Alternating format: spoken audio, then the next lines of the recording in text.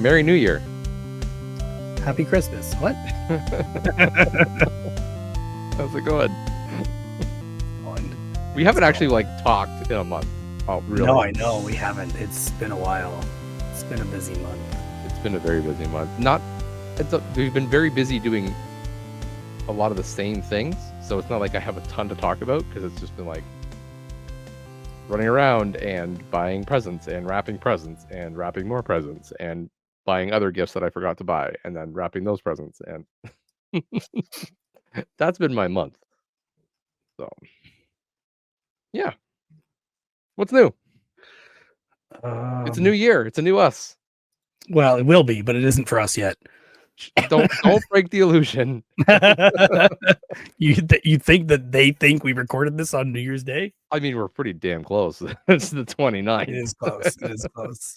I'm going to go from recording this to editing it so that tomorrow I can work on thumbnails and stuff and getting that up ready to go for the 31st. So yeah. That sounds it's going to be a quick turnaround. Yeah. I'm trying to remember all the things I did and watched. If there's anything I could talk about before TV and movie stuff. Oh, come on. There's got to be more stuff before TV and movies. There is. I mean, it's Christmas time right now. Don't sound so excited about it. I'm not. I'm done Christmases. Yesterday was our last Christmas thing. Okay. For the record, that's the 28th. So how many Christmases did you have in total? So we did one for my family, like my extended family on my dad's side. Okay. We did one for my wife's family Christmas Eve, just her and her siblings, and then we did my family on just yesterday, and then of course with our kids Christmas Day. Normally we have one more that's my mom's side of the family, but my aunt decided they're not doing that anymore, so we're not doing that anymore. So we have one less than we normally do. But we also had Christmas baking with my mother and my wife and my sister in there as well, which was the day after my dad's family Christmas. Okay. Yeah. A lot of Christmas. It's a lot of Christmas. I'm Christmased out. And we still have one more trip to go up to my parents' place New Year's Eve for my mother's surprise birthday, because her birthday is very close to New Year's. So we decided we'd surprise her for her 65th. Wow. And she doesn't know it's happening. And I think she's suspicious, but we're trying to keep it a secret.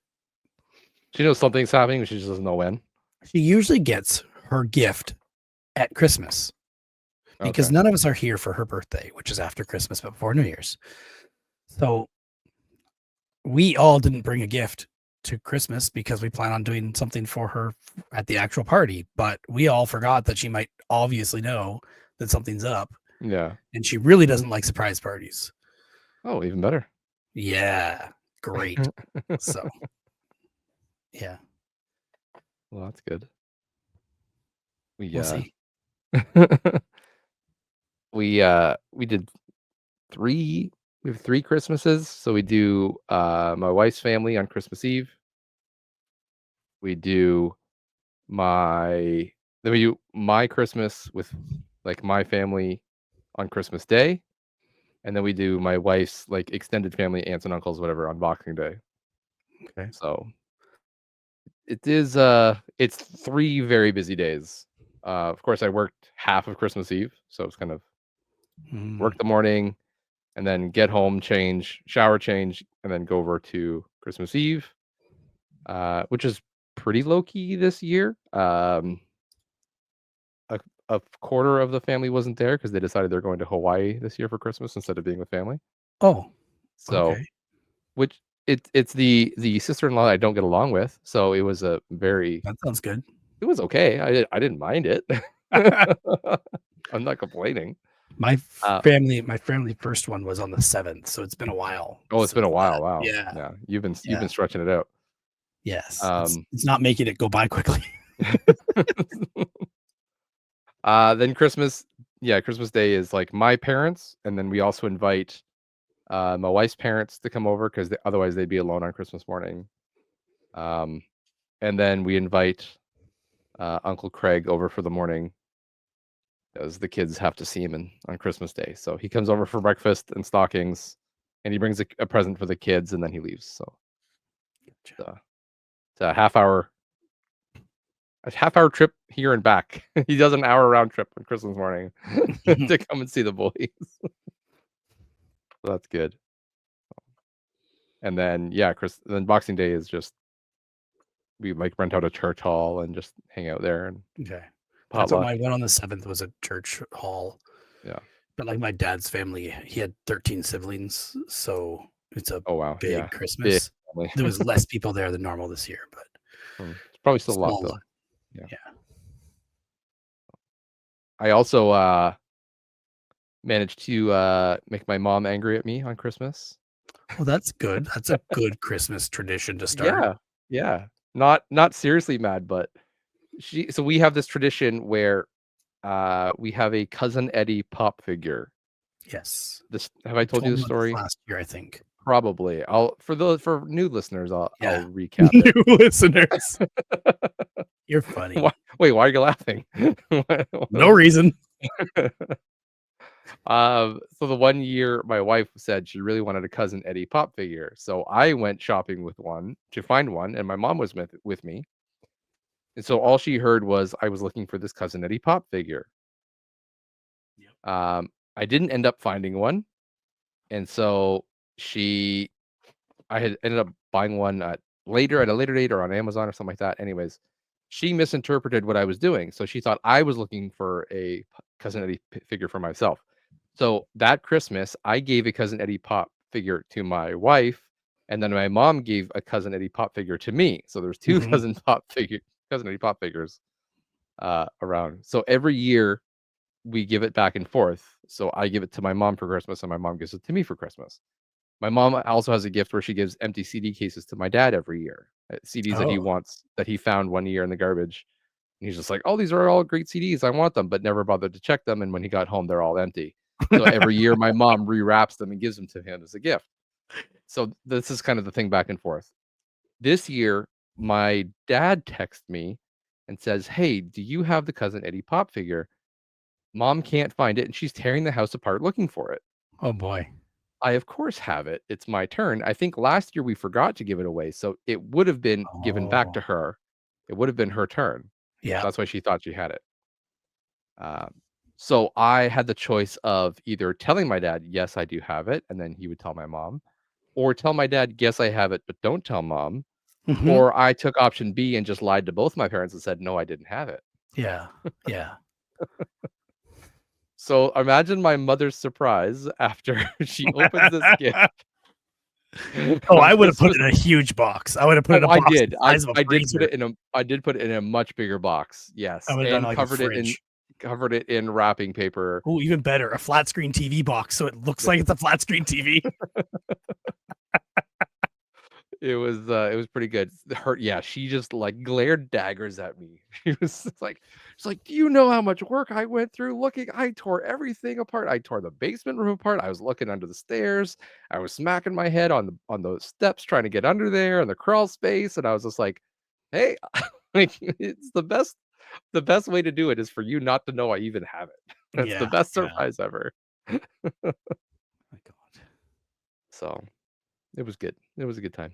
And this happened right after my dad got the CDs from my mom as a joke, and she had a good laugh at my dad.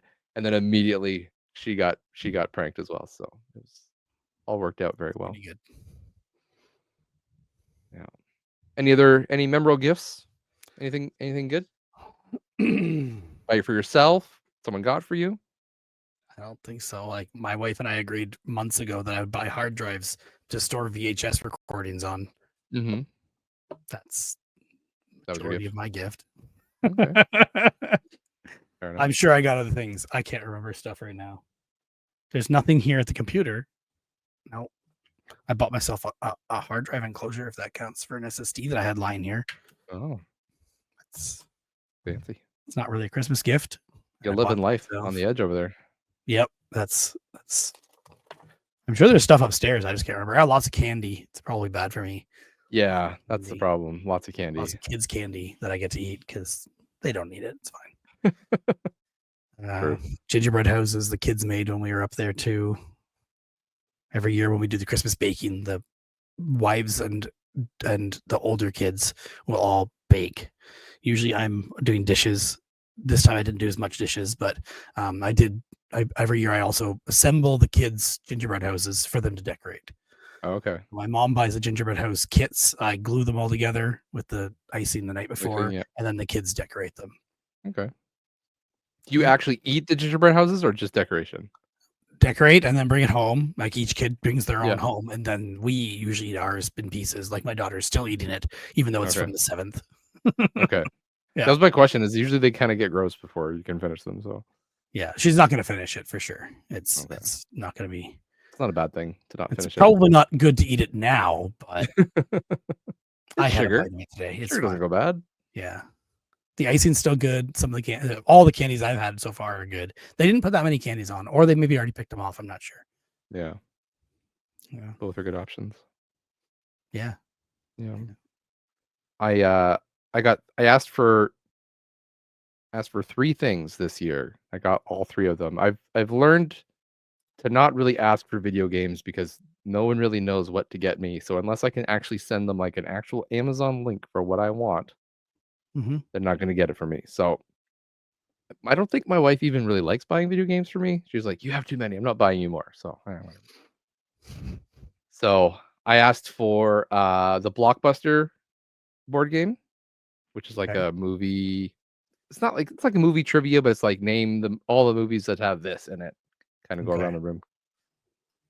But it comes in a Blockbuster case, and when you open it up, the game board is like a VHS tape on one side, and you open it up, and it becomes a Blockbuster parking lot, and there's a Blockbuster sign that goes on the top of it. So they're Yeah. definitely playing up on the the aesthetic of it.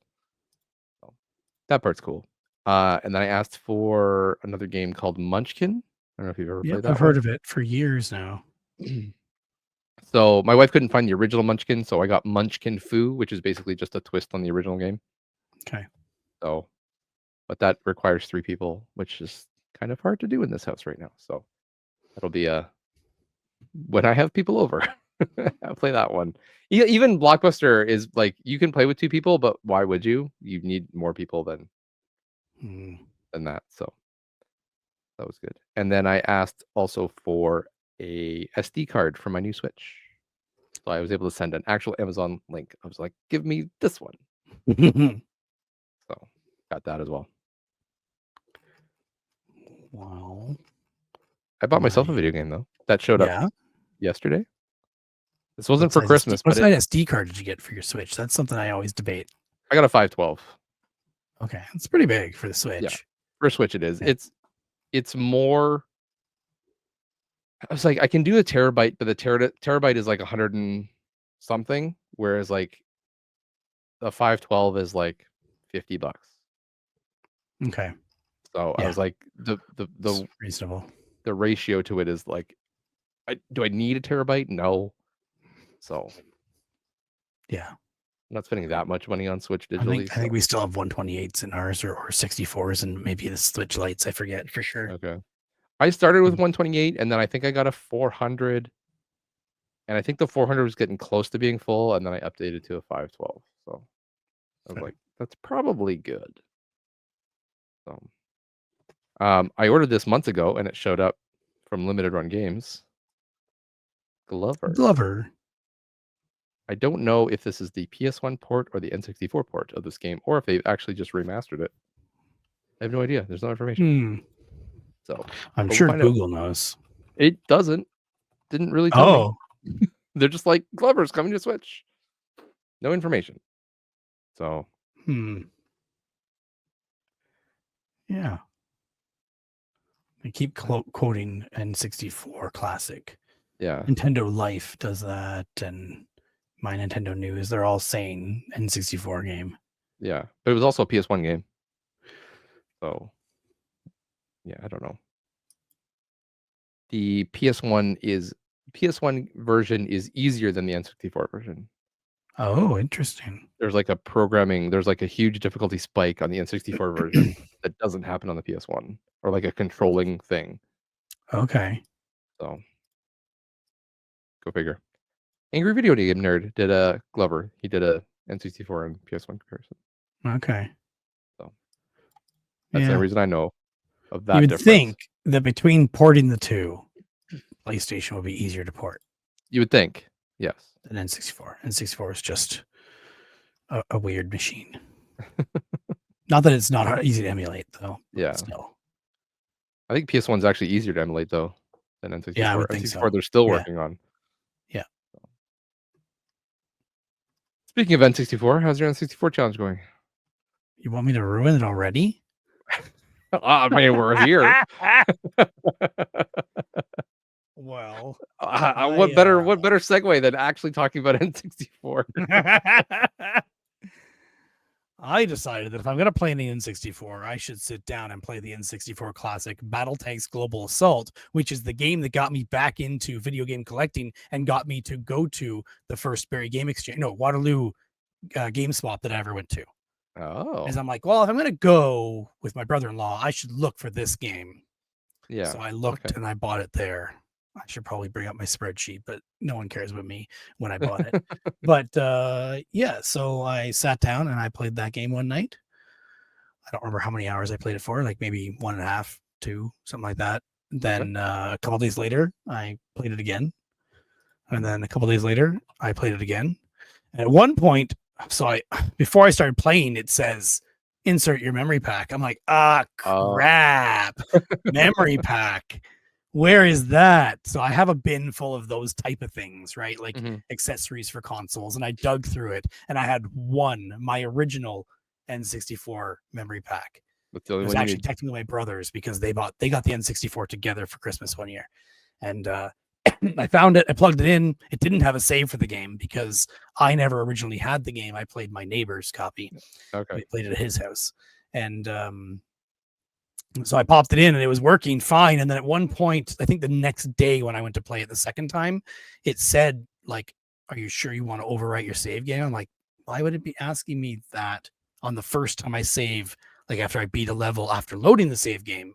Yeah. It should just know this is the same save game. Why is it asking me if I want to overwrite it? And then the level that I played next was a level I'd already played, but with harder enemies this time. And I didn't realize that. So I thought it was actually starting me back like 8 levels back. I'm like, crap, man. At that point, I might have just given up. But it wasn't. It was a harder version of the same thing. And I beat the game. Wow. The third night playing it. And then my daughter came down at like 10:30 at night when I was like on like the third last level or something like that. And she's just like, what's this game? And I didn't really clue in. Like, I think maybe I said, why are you in bed? And she's just like, oh, I can't sleep. Same old excuse. Yeah. And she sat there watching me for like 20 minutes. I'm like, wait a second, you're supposed to be in bed. It's like a school night, 10:30 at night. Go back to bed. She's like, I want to play this game with you. I'm like, no, you're not. So she went to bed. And the next night, her and I played some multiplayer of it because it has co-op campaign mode. It's the exact same story mode, but with 2 players. Okay. So we started playing that and played through like 4 or 5 levels. Oh, she got the hang of it pretty good. That's cool. Yeah. Wow, I'll be honest. I started the segue purely just expecting just to gloss over it, like we have for the rest of the year. Yep, that was the intent, was to not do it until the very end. Well, it was also because I don't have time to do it, and I made some time. But, perfect. Yeah, but it does mean my Christmas movie watching is lacking. That's okay. That's okay. That's normally N64 is more important.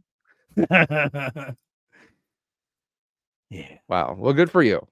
I'm happy that you've now put your $600 N64 to use. It's only $600 because I bought 2 of them. Well, it's the total cost is what I'm referring to. One's still going to be sold eventually. What I should do is get the expansion pack for it. It'll sell easier. Yeah. The SCART modded one, because the one I'm playing on is the HDMI modded one that I did the mod on and then screwed it up or had a solder bridge and had someone else fix it. Yeah. Yeah. Yep. That's funny. For any of those not sure where the N64 challenge came from. So we also did a walk through Waterloo Park and saw a bunch of Christmas lights. Yeah. Had Wonders of Winter Christmas lights. Just they set up like a whole bunch of lights walking through the park. There was Pokemon. There was dinosaurs in cages, like where the animal stuff is Yeah. in Waterloo Park. Well, the animals are gone now because they're getting rid of them. The city decided to get rid of them. But the cages that they were in, they now put dinosaurs and dinosaur eggs and lights. Yeah. So that's We were pretty we were cool. we were there last night actually. So. Okay, we went through that. But for the listeners, yes. On the 13th, we went through there. Oh, We also perfect. went through the Bingaman's one where you drive your Oh, car okay. through. So a friend of ours, her family, no, her realtor gives it to her every year as a gift. So I guess they give it to all of them. That's a common realtor thing to Yeah. either give movie passes or this lights that you drive your car through and look at. And she was expecting to get it, and her kids were really excited for it, but her kids she never got it yet from a realtor. So she's like, oh, maybe they're not going to give it to us this year. So then she went out and bought her own, and then the realtor gives it to her right after, like 2 days later. And she's messaged my wife and said, you know what, if you guys want it, you can take our passes that we bought. And Oh, nice. yeah, so Yeah, we've done that one in the past as well. Usually, so our mortgage broker would give it to us the past couple of years. We'd get a okay, pass. But then we didn't get one. We didn't get the one this year because we renewed our mortgage and we didn't use them. But okay. usually they just keep sending it anyway. But I guess they're like, oh, been 5 years, you didn't renew. We're not giving you. Yeah, they probably knew your renewal was coming up, and they didn't get picked. Yeah, so we didn't get the Bingaman's lights. So that's okay. We did Waterloo Park. Good enough. Yeah, yeah. They're expensive if you don't have a pass. So Yeah, yeah, at least it's per vehicle, but still, because you could get a pretty still, big van or something and get a lot of people in yeah. there, but I think yeah, they we try to weren't limit gonna that do as that well, one. but Yeah. yeah, yeah. My, brother messaged me at one time, so I think I may have said, "My sister is moving back in with my parents," I and didn't. as a I knew result your sister was moving, but that's all I yeah, heard. she's moving back in my parents' basement or in my parents' basement. None of us have lived in the house that my parents are in. They built the house after we all moved in and moved out. Okay. Or maybe my brother lived with them for I don't remember. Anyway, so as a result, a lot of things are shifting. My parents had a couch they had to get rid of, and they've got rid of the foosball table to my brother, and so my brother, my not oldest brother, Adam, not the one I think Mhm. you met Adam, but Ryan's the one you know better. But I anyway, know, yeah. Adam had this bench that we used to play our Super Nintendo on when I was a kid. So my grandpa built the bench and gave it to us, and it had storage in the bottom, and it had just a cushion on the top, and then pillows on the back. And I didn't know where this had gone, but apparently my brother Adam had it in his house for the last over 10 years, maybe 20 years, and so he just messaged our family chat and said, "Anybody want this?" I'm like, "Yeah, I want that," because our Nice. futon was broken anyway. It didn't Mm, recline anymore. The one hinge stopped working, so I had to drill a board on the side. But my brother messaged, said if we wanted it, so I went down and picked it up a couple days later, and we got it home, put it in the spot where it's going to go, which it fits perfect. I'm going to modify it a little bit to make more sitting space, like more depth. But okay. other than that, it's good. And I remember being a kid, and I used to play hide and seek, when we played hide and seek, I would always hide in this thing because no one ever thought that anyone would go in it. Yeah. So when we got it home and set it up, of course, I had to see if I still fit. Let me see if I can present. Why did it Oh, share screen? There we go. Share screen. Why is sorry, this being viewers. This is on higher the screen? Patreon exclusive. Yeah, exactly. So I decided I'd see if I fit. This was me going in feet first, and it was tougher. So I thought I'd go in head first. Oh, that's a different thing I was going to show. I thought I'd go in head first, and I know I could have gotten in. I just don't know if I would have gotten out. That's fair. Like that, once my waist was in, the rest was easy. There was also a nail in the back that needed to be removed. That was up in this section that needed to be removed. That wasn't Yeah. cut out yet. So later on, I cut it out. But yeah, so I had to see if I'd fit. When we were kids, it was just this wood color. It wasn't painted white. My Painted, brother yeah. later painted it white, and yeah, Okay. I That had to looks see good. if it fit, and it fit. It works well. It's great for gaming. I played N64 on it. Well, creating more memories. See? Right, exactly, Yeah. and my kids Yeah. playing. You're sitting on it too. In Yeah, 20 loving years, it. they'll be pulling it out of your basement. That'd be great, right? And then I can always tell them my grandpa made it. They know him, but they didn't. No, they know of him. Of him, My yeah. daughter never got to see him. I think he died before she was even born. Yeah. If not really close. Yeah. Yep. Yeah, I've got things from my Opa that I think my kids met him. I don't know if they'll remember him. Yeah. But they did get to meet him and hang out with him and stuff. So well, his wife, my mom's mom, is still alive, so at least they can have still a that connection connection. to him too, right? Yeah. Yeah. Yeah. That's good. Mhm. I don't know how to segue, but I found something on Facebook. Okay, sorry. First of all, I don't know if you've noticed, but I haven't been on Twitter. I'm gonna make this announcement now. I haven't been posting anything on Twitter. You don't do Twitter anymore? I'm not doing Twitter anymore. I've made the transition over to the Blue Sky. Uh-huh. So I'm over there now. I'm on And both. also, and I believe don't you're use there as either one. well. The podcast will also be moving over there probably within the next day or two. When someone steals our account. Exactly. Before I gotta get it in before they do it. Before this podcast goes up and someone makes the account. But I posted this on Blue Sky, and I'm saying this mostly like I'm trying to put some traffic over there because I post stuff on Blue Sky and I get no reactions because I think it's a little dead. So we need to get some more people looking at having eyes on our stuff. I found this thing on Facebook, and I had to drive an hour to go and get it, and an hour back.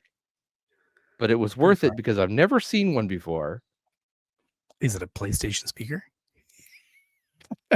I would say even more rare than that. Okay.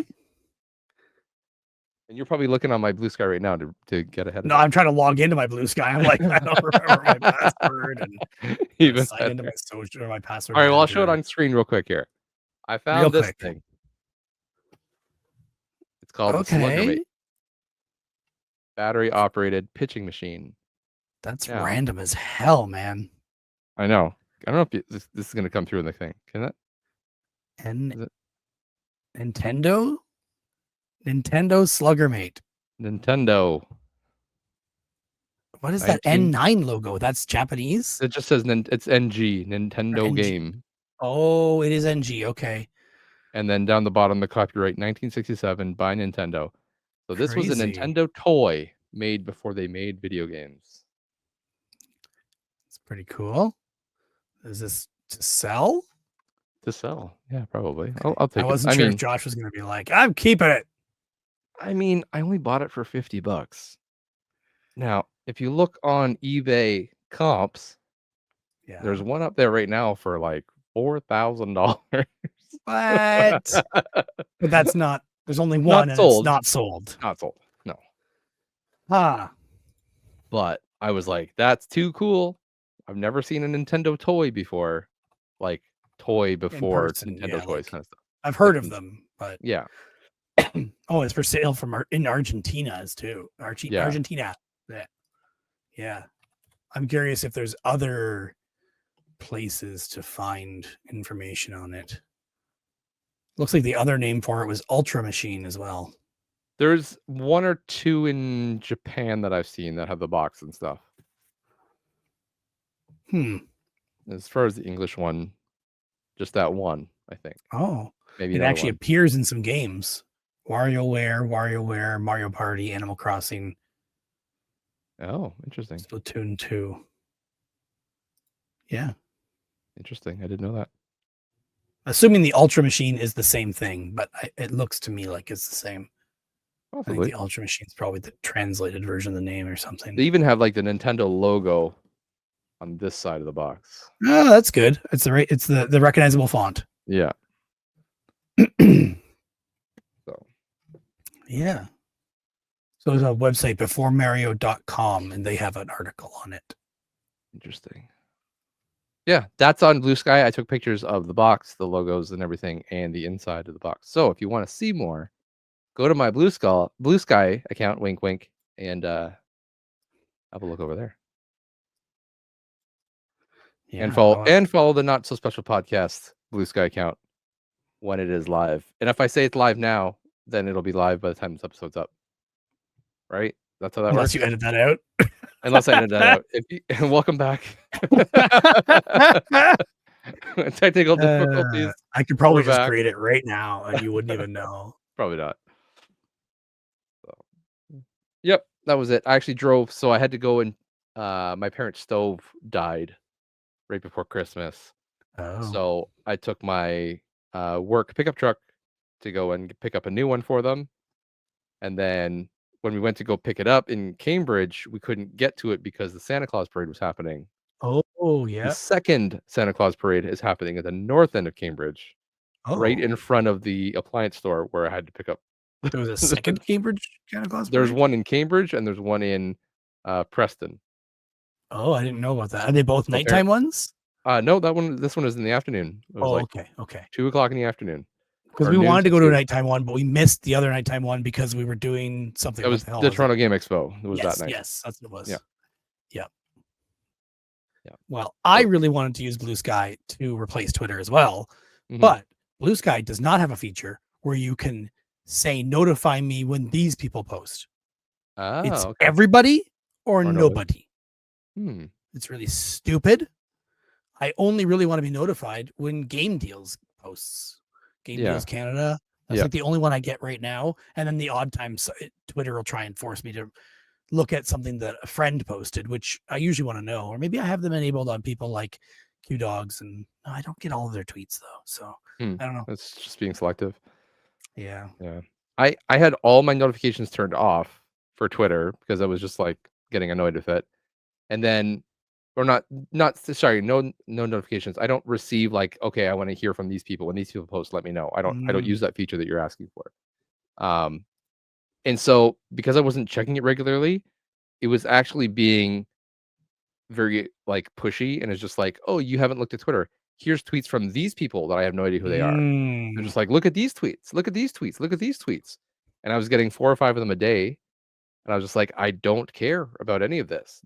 These aren't people that I talk to. They're not in my friend circle at all. It's just controversial stuff." And the problem with Twitter is you look at one thing that isn't in your what they considered your algorithm, and all of a sudden they're decided, "Oh, that needs to be in your algorithm." So now that's all you see. yeah. So let's say I watched a fight clip from a UFC fight that got someone posted. So I was like, "Oh, a fight clip." I watched that little fight clip. Now Twitter's just like, "Oh, you like fights." Now my entire Twitter feed was just fights the whole Yeah. time.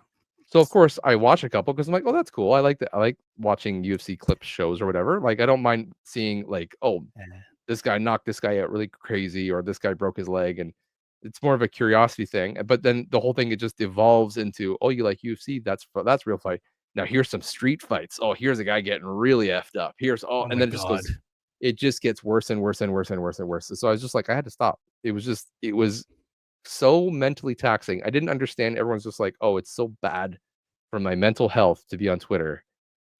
And now I get it, because it was just like, I was on Twitter and I just had to, like, continually scroll and hope something from what my friends posted would catch my eye before another fight clip would show up, See, or but I find that Twitter was worse when you were had it on, what was it, for you or following, right? If you're on yeah, for you, you're gonna get the crap.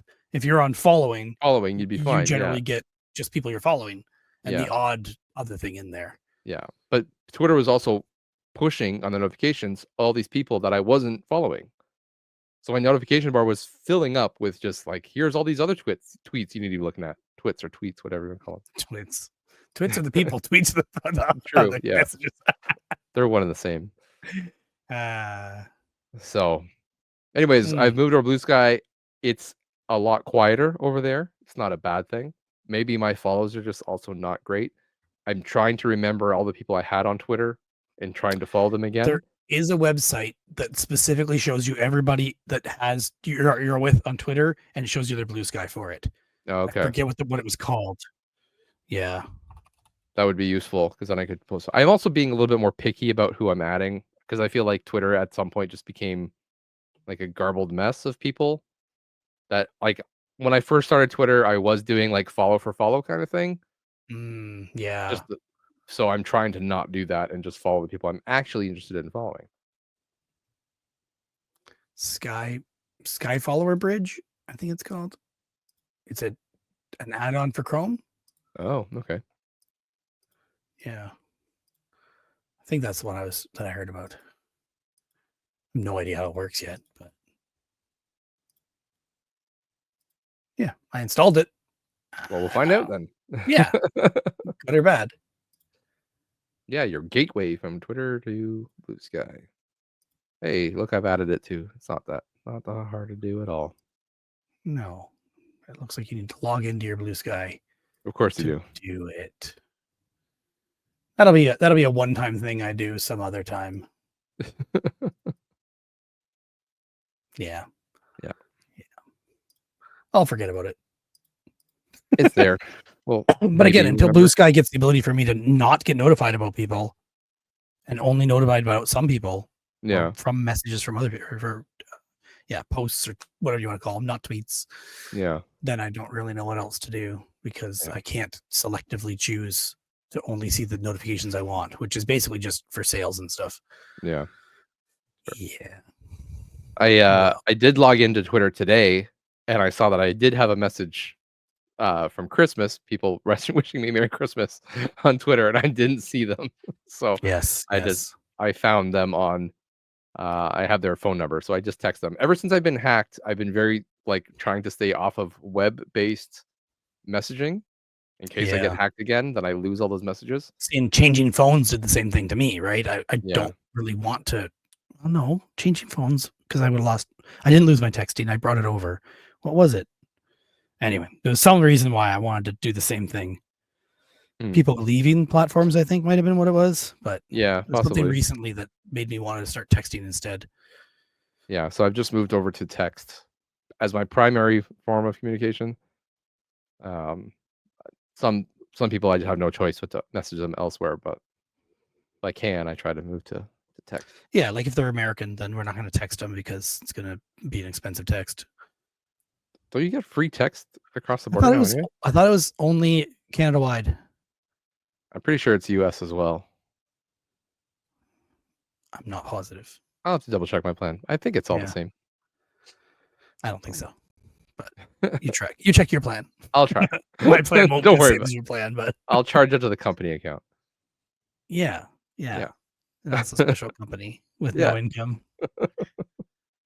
We did go out and get a cell phone plan for my son as well. Oh, this is big news. He's old enough. We already had a phone for him, but Cynthia upgraded her phone. Did I say that already last month or not? I think you told me personally, but not. Okay, so she upgraded to a Samsung Galaxy A35. Okay. She was on an S9 before that. Wow. So yeah, old. So her S9 went to Sean, my son, and he got a cell phone plan with, I think, just 1 gig of data. My sister-in-law pointed out if you do data, then at least you can track location. Mm-hmm. But he just needs to know not to use data, which he's pretty good about. Yeah. So especially if he's been on it, like using his phone as just a Wi-Fi device already. He's already pretty tuned into just using it on Wi-Fi.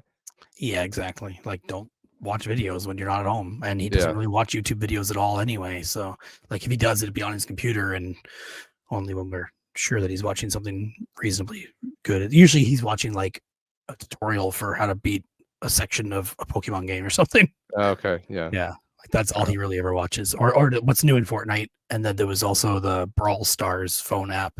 They release a new video every time they do a new season of what's new. Okay. Yeah.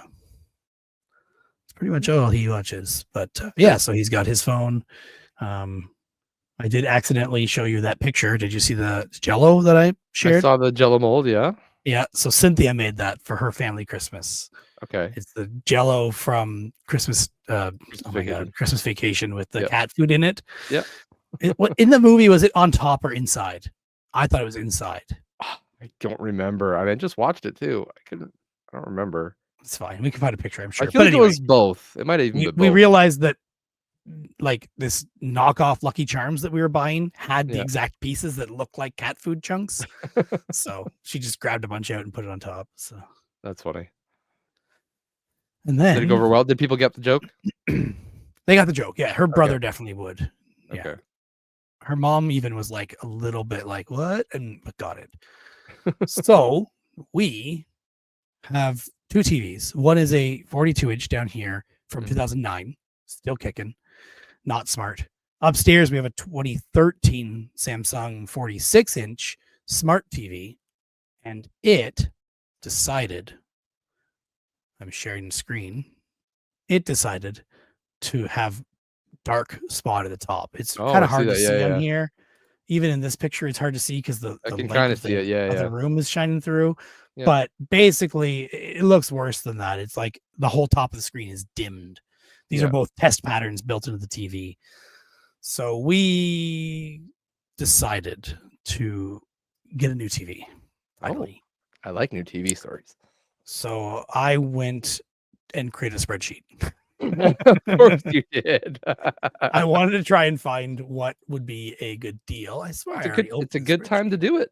It's a very good Right? time to buy a TV That's right what I now. thought, is if we're going to buy a new TV, now is the time to do it. So, Is it also tax exempt?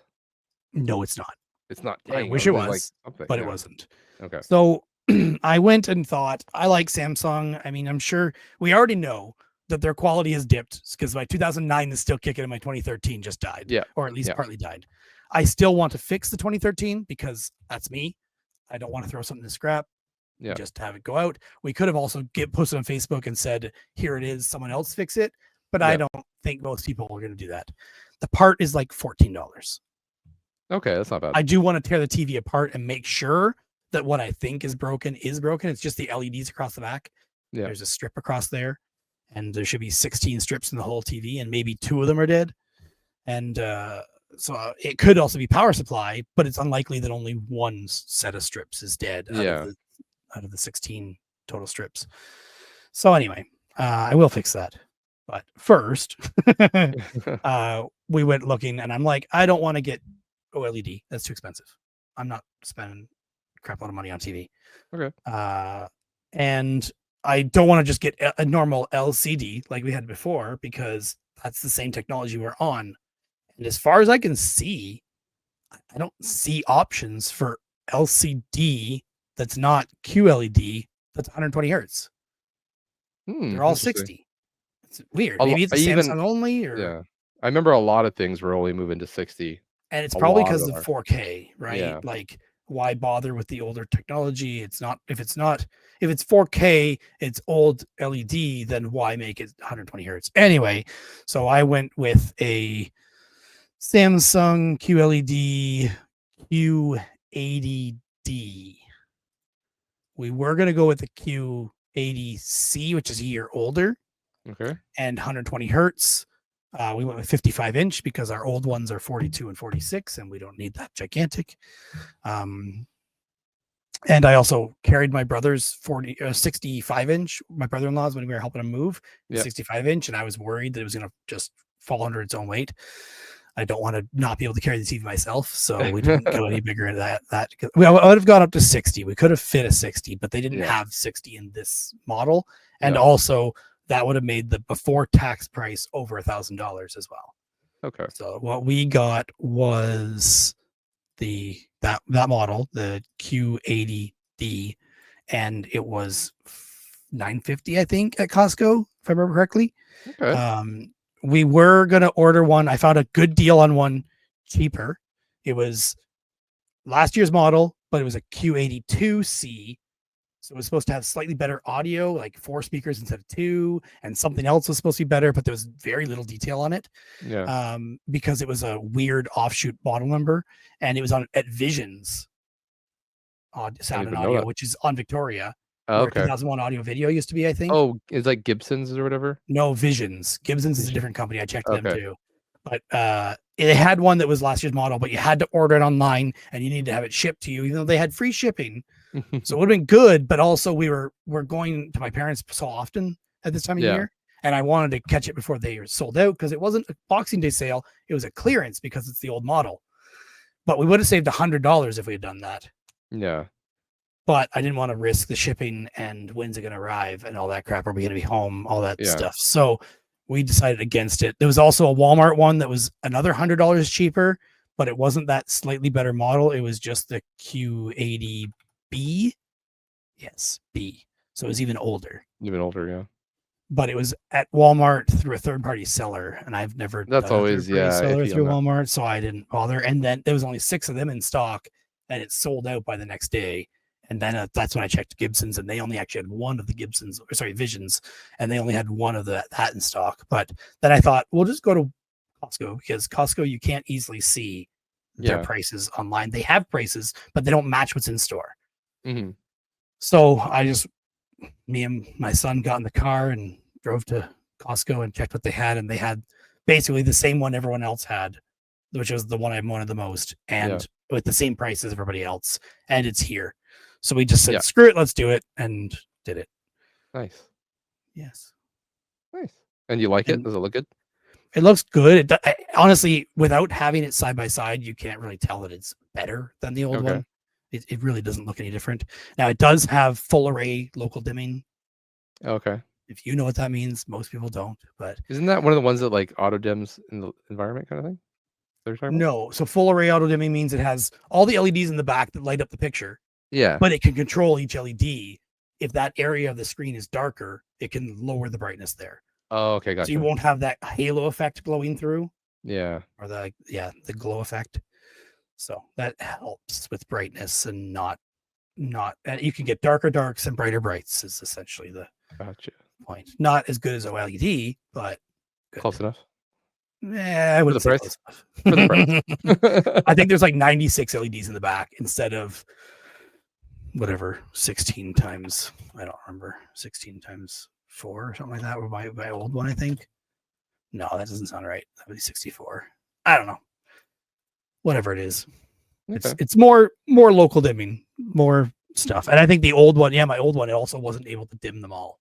Yeah. It had It to would just dim be like everything or nothing. regular. Yeah. Yeah. Which I believe is like direct lit or edge lit. I don't know what's what. They have all those stupid terms that all mean different things, and there's other made up terms that mean other things for different brands. But Yeah. they called it direct full array. Okay. That's what Samsung called it. So anyway, it looks better. It's bigger, but not too big. Nice. My wife is trying to tempt me with a new TV because she wants to rearrange our house upstairs on the main floor.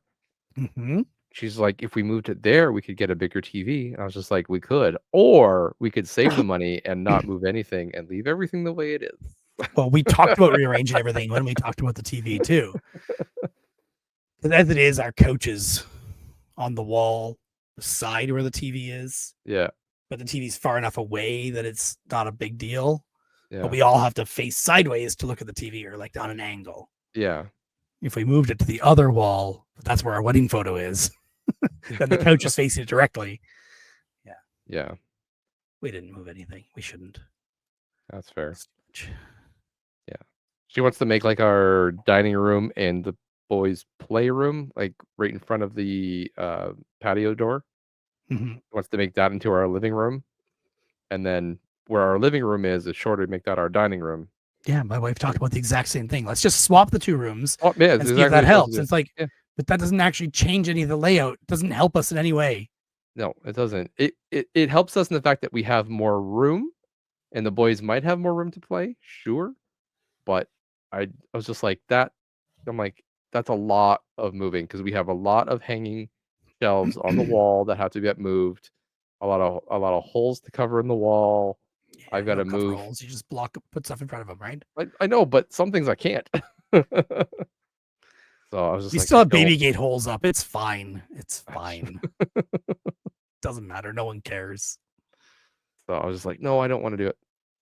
So every couple of days, she's like, but we could get a really big TV. I'm like, that's fine. We can get a TV without having to rearrange the whole room. I could just I just watch my big TV downstairs. It's fine. Yeah.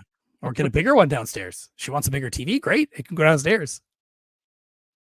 No, I've pretty much committed to this TV because it's 3D. I want it down here. Yes, I get that. It will die eventually, though. Eventually. But and you're not going to find another 3D. No, not anymore. That's why I have 2 PlayStation TVs that I'm not selling. One for each eye. Yep. I still have that PlayStation TV down here. I need to glue the front glass on it. It's like pop it out. Oh, really? Yeah. Oh, weird. It's whatever. It's fine. I just need to do it.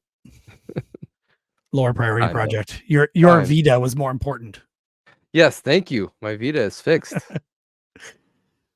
And the other one's good for parts. Yep. Some parts, not many If you parts.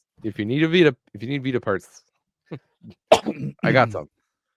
So yes, Derek took 2 Vitas that I found in the garbage, 2 broken Vitas that had 2 separate problems, and put them together to make one working Vita, and it looks great.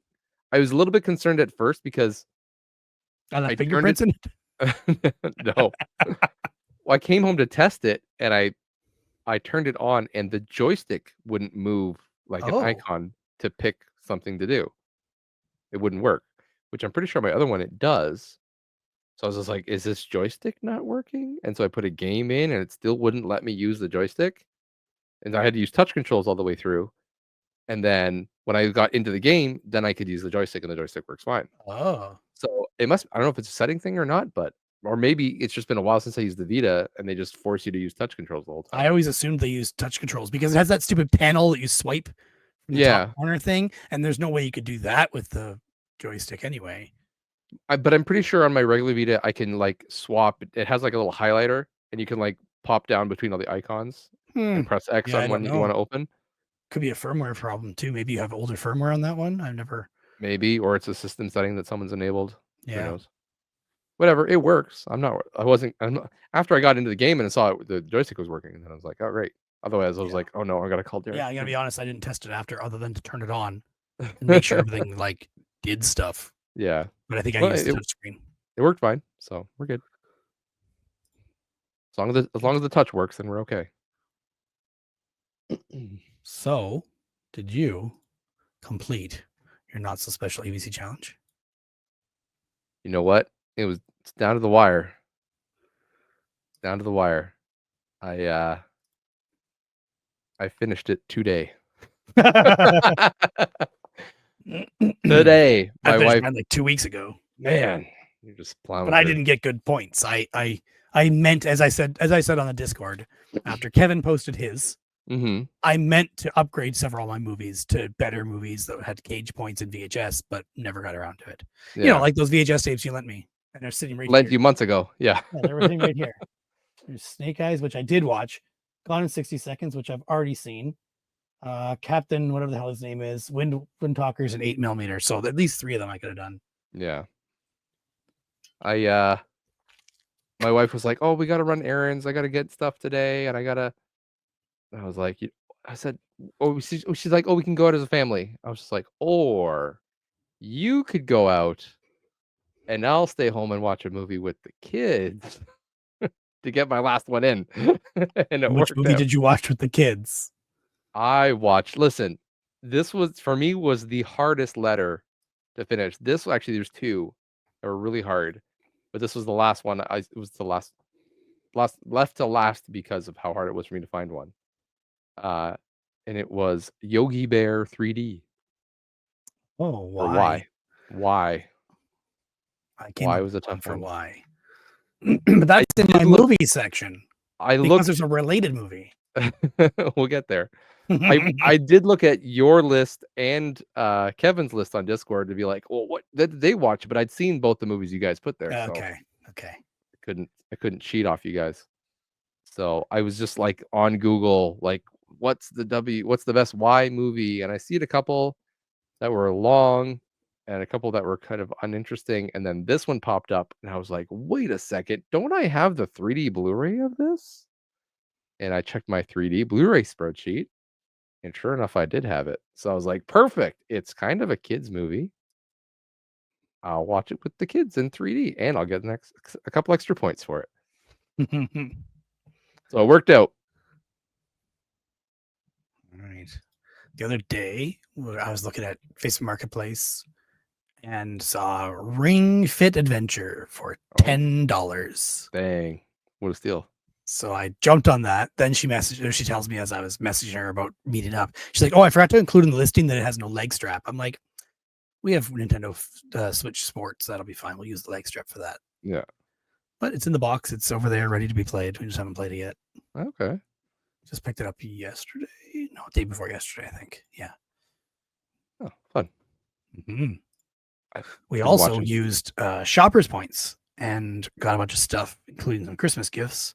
But one of the things we were like, we need some extra money to get the whole amount, because with Shoppers Drug Mart, you build up points and then they do events once in a while for using your points up, and they'll give you bonus money on the points. Normally it's like 200,000 points gets you $200, but sometimes they'll do 200,000 points gets you $300 or $400.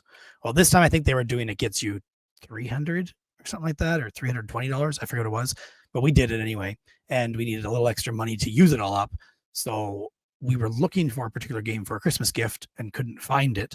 So I said to my wife, let's just grab Smash Bros. Ultimate. Okay. We'll have it. It's free to us. We didn't pay anything for it. So we can use it as trade fodder. What I did in the past, another year, was when you get that, then you take it with you to another store, it's another Shoppers Drug Mart, and do a trade for the game you want. Okay, because like they don't always have the same stock. So you just exchange it one for one, no problems at all. And we did that last year and it worked great. This time we couldn't find the game we were looking for in any store. So we just posted on Facebook Marketplace for $70 and had a few people interested. Some people, typical Facebook crap. But one person came in, transferred, then they showed up like 3 hours later and picked it up. Nice. Easy peasy. Nice. Yeah, so $70. Nice. Was it 70 because it was sealed, or? It was sealed, yeah. Okay, yeah. I was going to say, I haven't opened one, but I don't think I'd get 70 for it. No. We probably could have done 75, but then someone might have offered 70, but this person didn't even offer to go lower at all. So, yeah. Fine. Yep. Nicely done. What game were you looking for? A Santa game. Mario and Luigi Brothership. Oh, okay. Which we found, but at a different store. Okay. Microplay, I believe. But you could use the $70 from. Yes, and Cynthia also did try taking the brand new Smash Bros. Ultimate into Microplay to ask what they would give, and they said they'd only give the trade-in value for a used one because they have to open it to make sure it's actually in there. Which is and I already told her that ahead of time, but she tried it just to make sure. I think they were only offering $40. Yeah, it's pretty low. Something like that. Yeah. 35 or 40. So I still had some of those things left from my neighbor, some consoles. I've sold the Wii U for him. Okay. And yes, that was it. Sold the Wii U plus all the games to you. But my niece messaged me the other day with I think I told you about this, Xbox 360 with the red light flashing. Xbox 360 red light of death. Yep. Yeah. So I hooked her up with my neighbor's Xbox 360 as well. So nice. For a good price. There you go. Yeah.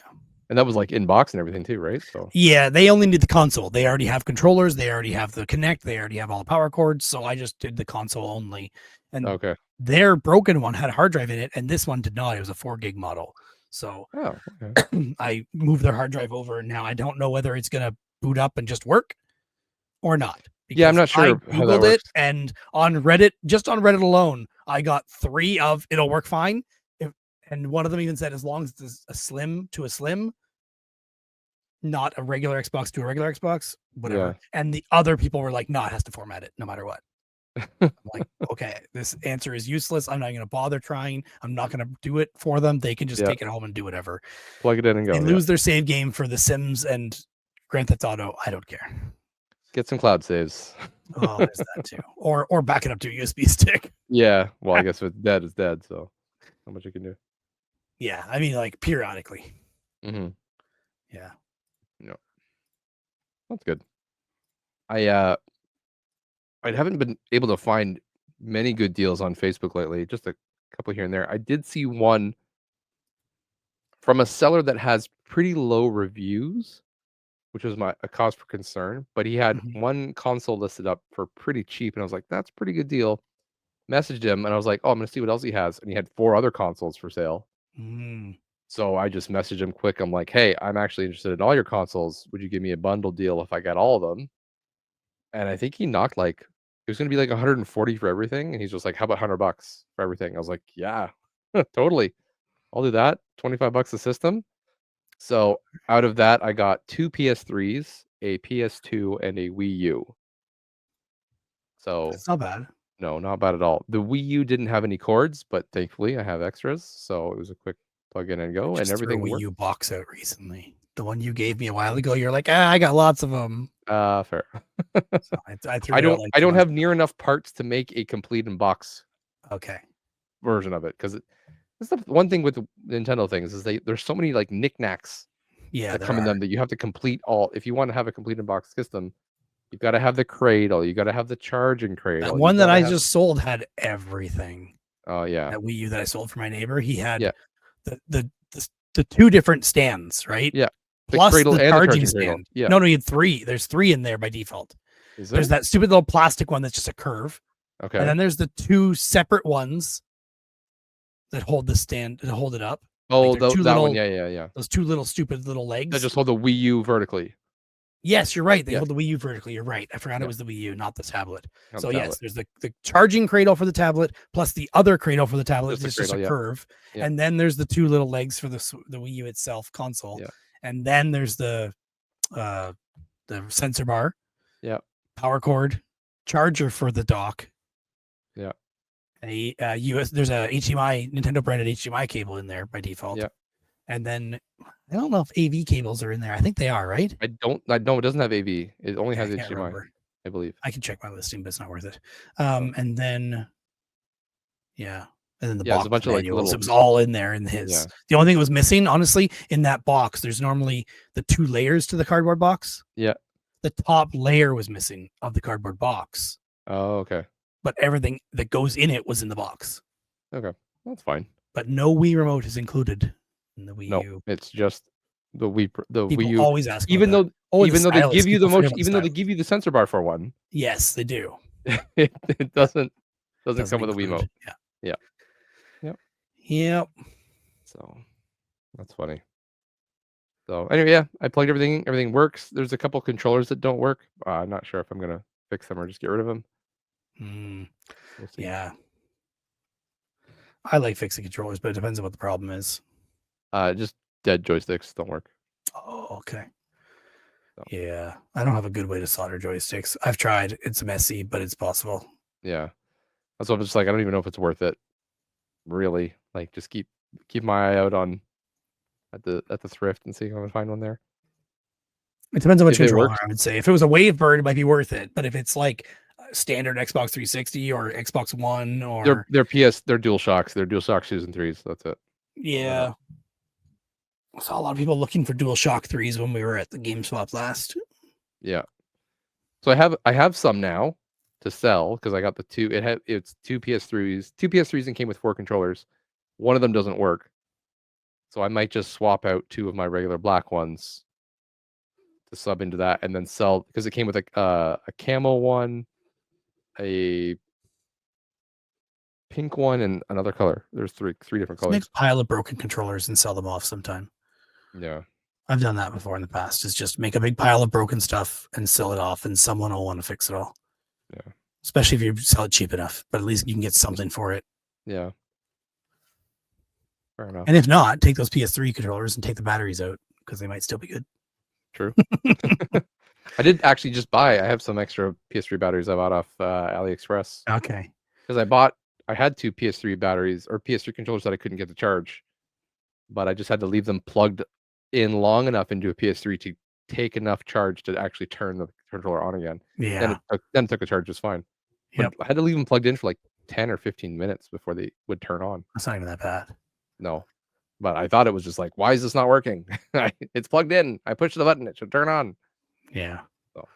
I've got a whole bunch of batteries out of things that I've tore out, which is batteries just like that one, those ones, and I've got them that I've wired up a USB charger to it, that it's its own charger, Okay. and then it has output, so you can hook it up to some device that needs power. Nice. Make something that was battery powered into lithium-ion battery powered and USB-C chargeable. Sounds like a lot of work, man. It's fun. I like it. I did the same thing with old laptop batteries. I made them into battery packs, and yeah, fun. Jeez. Well, what else did you do? Anything interesting, or did we go into watching? I forgot to look up battle tanks in my list. It's not even my list. Did you play? Oh, sorry. I played some games. Can I do game talk before we do movies? You're talking battle tanks. February, March, April, May of 2016 is when I bought battle tanks. Wow. And then I played it. I didn't even play the cartridge. I played it on my EverDrive. Well, that's the whole point. That's all I said is like, you've got to play something on your EverDrive, on your N6, on your HDMI N64. But I do have that cart physical, so okay, I could have played perfect. the physical cart. You've upheld the challenge. I paid $15 for it at the Waterloo Game Swap. Not even matter. What's it going for now? I don't know. At the time, it was worth 20. Okay. And I paid 15. So if we go now, we'll clickety click here. It is going for only 33 loose. This is all loose prices. Oh, yeah. Yeah, 33. Not bad. Constant increase, but not you doubled big. Your value. That's true. Yep. Fun. I played some games. I was working through co-op with some friends. We did I think I talked about our Army of Two 40th Day last episode. Yeah. So I went through that one, and then we started up the third one, Army of Two Devil's Cartel. And man, what a step backwards with that game. It's rough. They do the same kind of thing. Like it's a third person cover based shooter. The cover based shooter mechanics in 40th Day were great because you could roll out of cover, you could dive into cover, you could pick where you want to go. Whereas this one has a system where like you get into cover and then you use your joystick to pick the next cover you want to go to, then press A, and it automatically runs to where you want it, where it is. Sorry, not where you want it to be, but where your cursor supposedly was, and you can't cancel out of it. It just runs to that cover, and then you go into cover. So I'll be in the middle of a firefight, getting into cover, and I'm trying to come out of cover and aim, and all of a sudden I'm running towards all the people I'm trying to shoot and getting into cover right beside them, because that's what the game has decided I need to do. Or a grenade is coming in behind me, so I have to get out of cover real quick. And so I'm just like, quick, get out of cover, and I'm hitting A to get out of cover, and then it's decided that, oh, you've picked the cover over there beside the guy throwing the grenades, and will put me there. So the game just kind of turned into a don't use cover, just kind of stay behind the cover, but don't actually go into the cover mode. So you don't need actual cover. Don't need actual cover. No, just pretend it's cover. Yeah, it's fine. It also is 40th Day has a mechanic where you can switch shoulders. So normally you're right-handed, so you'd have your right hand on the trigger. But then if you're coming around a blind corner, you could click the right stick and you would switch to your left hand, so you could peek the other way. Okay.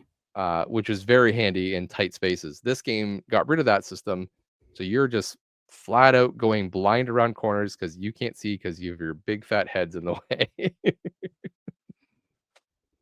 So great. Aside from all of that, I realize it sounds like it is kind of bad. But I watched some reviews just to get some other takes on it, and someone explained it really well. They said it's actually a good game. It's just a bad Army of Two game. And I think that's actually true. If it was just a regular generic third-person cover-based shooter that didn't have the Army of Two name, I wouldn't have had any of the expectations I'd had going into it.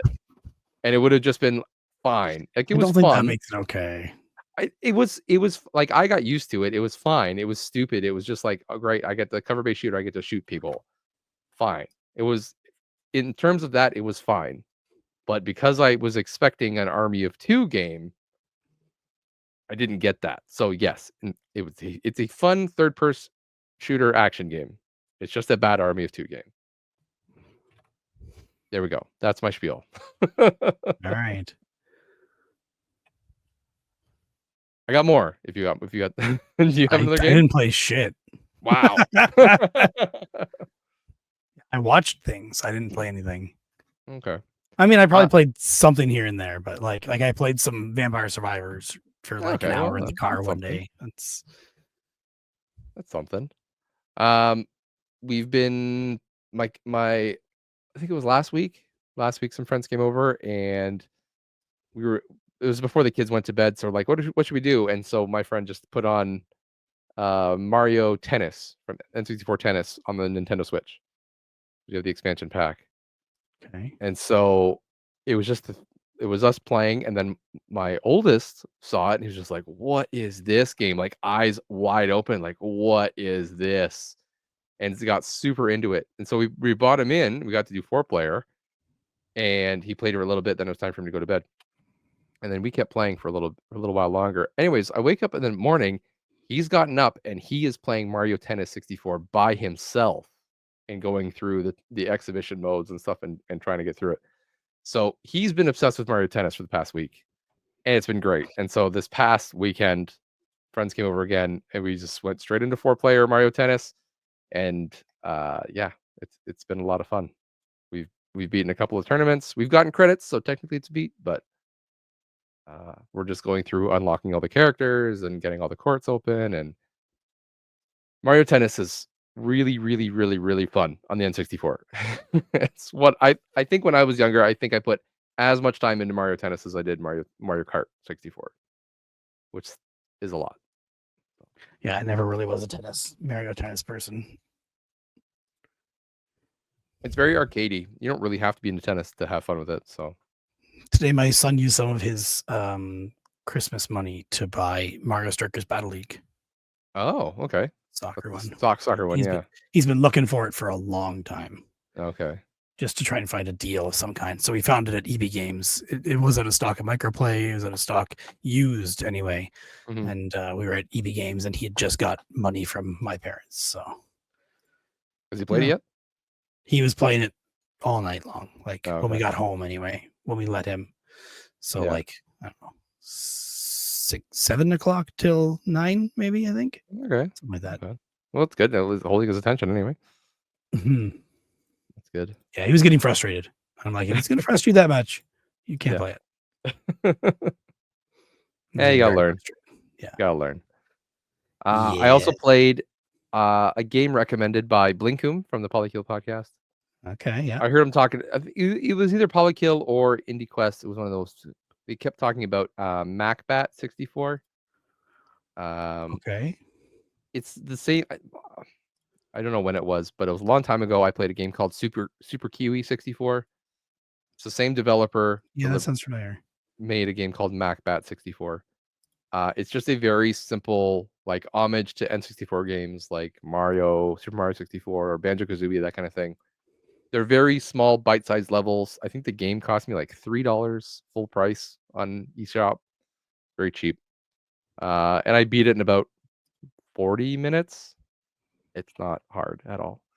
But if you like that aesthetic of an N64 collectathon platformer, it's that. So I did all the main levels and the extras, and it's just a silly kind of figure out what to do now. There's no enemies, there's no bad guys. It's just kind of like a puzzle, figure out how to get to the end. So okay. Good for kids. Kind of, yeah, good for kids. Blinkum loves it. To be honest, he even said it was better. I think he said it was better than Super Kiwi 64.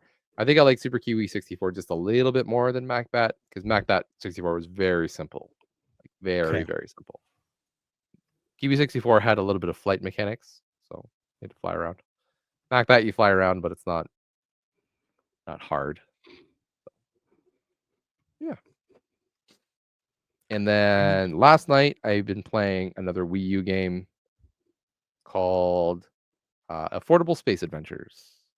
Oh, I've heard of that one. That's one that I wish wasn't stuck on Wii U. Yes.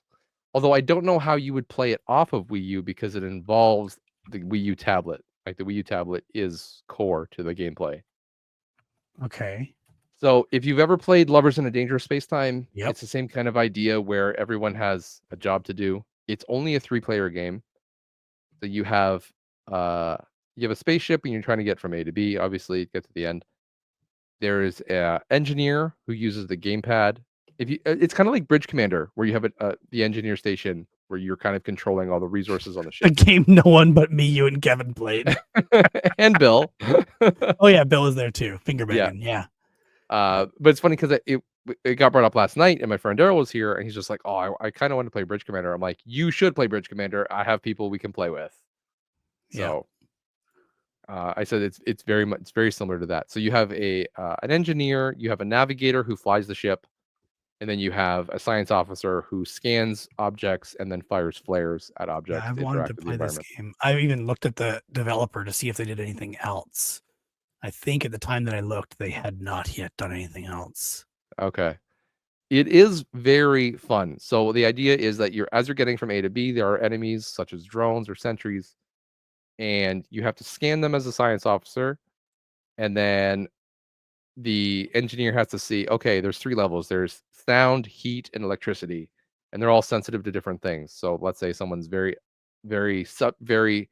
um, susceptible to electricity or aware of sensitive to electricity. You have electric engines and fuel engines, so you turn your fuel engines on, turn off all your electrical so that you could fly past the sentry and it wouldn't detect you. Mm. And then other side, but then you also can change different levels of like throttle response versus stabilizers versus deceleration. There's all these sub menus within menus, and you can really fine tune how you want to get through. The problem as the engineer, if you're using the Wii U pad, you're not looking at the TV to see what's wrong. So all of a sudden, things are going to chaos. You look away from the tablet, see what's happening on the TV. You have your navigator yelling at you, "I need power! I need power!"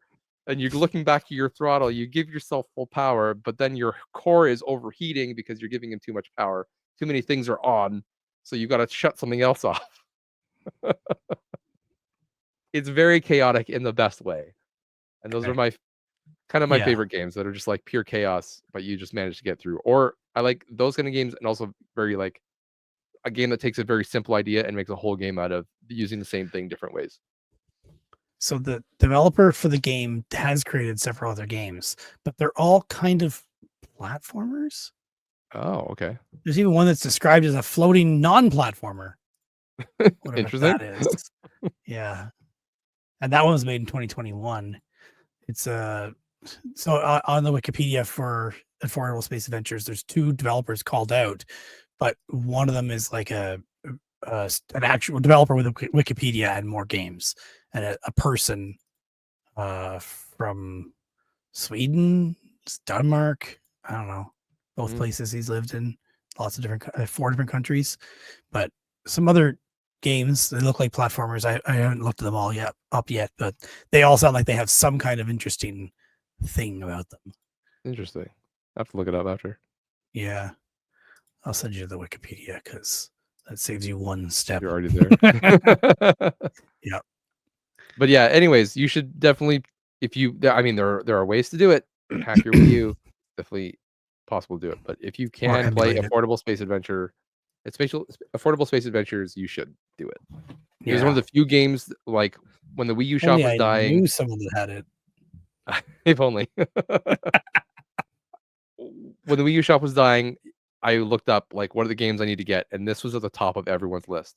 Get Yeah. this game, get this game. So I spent the money and I bought the game. So glad I did. It's been worth the $20 I spent on it to get it. So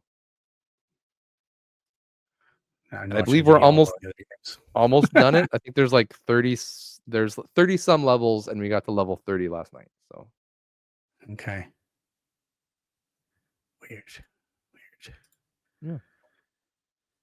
I think that's all the games I've been playing. That's must be fun. I love playing games too. I just keep claiming free games and never playing them. I've stopped. Every once in a while, I'll claim a couple here and there, and then I forget. I'm just like, I got other games to play. Well, they I had barely one per day for the like leading up to Christmas on the Epic. epic ones, yeah. Yeah. I missed a bunch of them. I wasn't paying attention, Oh, so there's one other by this developer is already on my Steam wish list. Maybe from the last time I did this research, I don't remember. which one is Yeah. that? What's it called? Yeah, try and pronounce it. It's spelled YNGLET. Oh, okay. Inglet? Nglet? Inglet? Something like that. Yeah. Okay. Interesting. It looks I neat. bought It's a the bunch other of game I games on Switch eShop because there's been a bunch. Like Black Friday sales have been really good on not Black Friday, Boxing Day sales have been Yeah. really good on there. So I bought a bunch that were less than $10. So I've got a bunch more games to play. And now that I have my own Switch, I don't have to share it with my kids. I can play them anytime I want. Because half the time I want to go play the game, and it's just like, my youngest is in the middle of a Kirby level, and I don't want to turn the game off because then he's got to start from the beginning again. So. Yeah. And I don't have parental controls on my Switch, so I don't have to turn those off every time. Yeah, I don't have parental controls on my kids' Switches, but maybe I wonder if I should. Well, I have things like I have Hotline Fortnite, but... Hotline Miami. I don't want my Yeah, kids playing yeah. that. Yeah, my kids have it on their Steam accounts, and I have lots of games on there I realized that they should not have access to. I thought it was just violent games, and then I was looking through Steam library recently. Like, one showed an update just the other day on like just your Steam main library page. It shows like what games have had updates to them recently, and one was full on boobies out in an anime game, and I'm just like, I didn't realize I owned that game. You'll have to tell me what game that was, so I make sure to avoid it. Apparently, I have like 40 of those games. Wow! I'll need a full list. I'll need a full list so I know which games not to buy. Yep. Specifically those games. Yeah, there are a lot of them. Yeah. All right, we can move into watching. We're at hour 20. We could do watching. We now have a Blue Sky account for the podcast. Wonderful. Can I log in? Yeah. It's saved with our other stuff. Okay. I'll have to figure out what that is and log in. Oh boy, oh boy. Movies. TV. So I watched What We Do in the Shadows, season 6. Okay. And it is great, just like the rest. It is the last season. The show ended. The finale, series finale. The series finale was interestingly done. Okay. Because the movie's already, the show's already a documentary show, like a mock documentary. A mockumentary. So they play on that as the end of the show, as like, oh yeah, the documentary's ending. Okay. It seems like it was abrupt and not expected, or like not planned for, or maybe they meant it that way. I'm not totally sure which one, but interesting. They did a decent job considering. I don't want that show to ever end, but you'll just have to find another one now. Yeah. Leaves you more time to watch other things. I can tell you it's definitely not the Ben Stiller show. Oh. Because I tried watching that. How's that? So it is Ben Stiller, Bob Odenkirk, Janine Garofalo, Andy Dick, and it was canceled after 13 episodes. Oh, that good. Yeah, and they joke about being canceled in the first, second, third, and fourth episodes. I think I only watched the first 3 or 4 episodes. I can't remember for sure. Something like that. Yeah. It was as far as you could make it? Okay. I can't stand some of Ben Stiller. Like, yeah, I understand. Stupid humor. Like, it's just too much. I get it. It's not that funny, especially when he does it all the time. But there are definitely some jokes in there that hit good, even today. Okay. Yeah. It's rare, but it's decent going back and looking at it. Okay. It's very dated. It's on my Plex. Okay. Do you want to at least check out one episode or a couple? Look, have a gander. Yeah, exactly. I watched a bunch of things. One Cage, and then 1, 2, 3, 4, 5, 6, 7, 8 movies, and one more TV show. Okay. I have 10 movies. Well, that meshes pretty good if I include my TV show then. So you go. Yeah. Okay. All right. I'm just gonna blow this one first because blow that load. I'll blow that load all over. That's for Melissa. My wife had to go out, and I was just like, same kind of deal to like happen today. She's like, oh, I got things to do. I'm like, you go do that. I'm gonna take the kids to go watch a movie. So we went to the theater to watch the only thing they can watch in theaters right now, which is Sonic 3. I forgot that on my list. It's on my list. Hey! Yeah, I totally forgot we watched that. Oh, did you? Okay, cool. What'd you think? It was good. I liked Jim Carrey's ability to play two actors or two characters. Playing off of himself? Yeah. Yeah, it was good. He did a good job, and the dance scene was amazing. Yeah. Not to ruin it for anybody, but it was unexpectedly good. Yeah, I feel like the movie as a whole is like it's definitely, you can tell they're really stretching at this point. Like they're kind of running out of ideas. yeah, it's hard to do the same thing over and over again, and it's always the same. Like, well, if you just be nice and don't be mean, then it won't be bad. Yeah. And that's how you convert the bad guys to good guys. Yeah, and but they've already announced Sonic 4 before this one even opened in theaters. They announced 4 is coming out.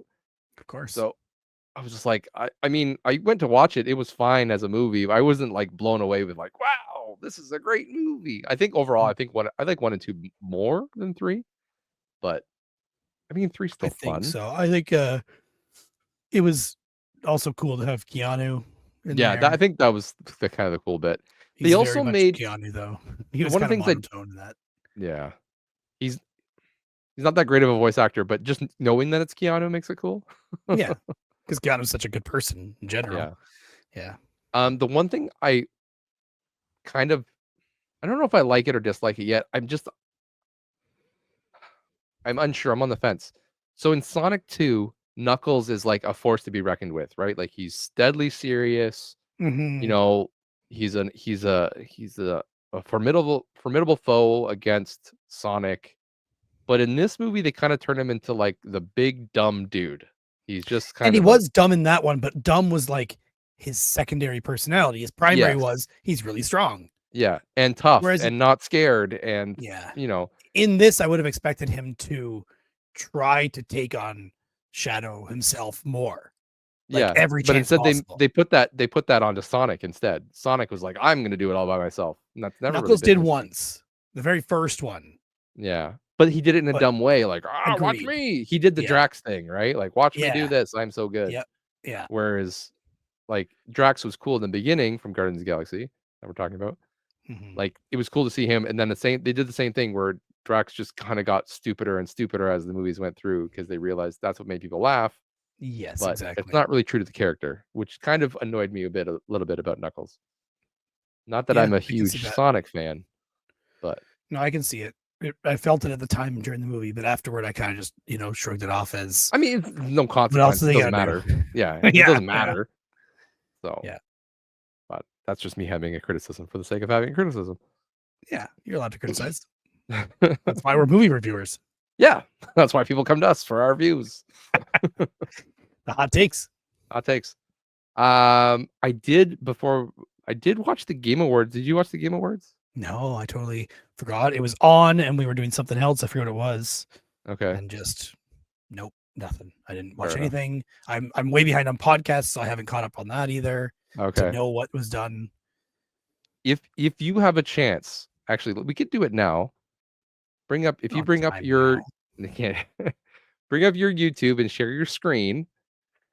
I want you to watch a trailer for a game. You may have heard of it already because it's been pretty popular. Maybe not. What game? Watch the trailer for Shadow Labyrinth.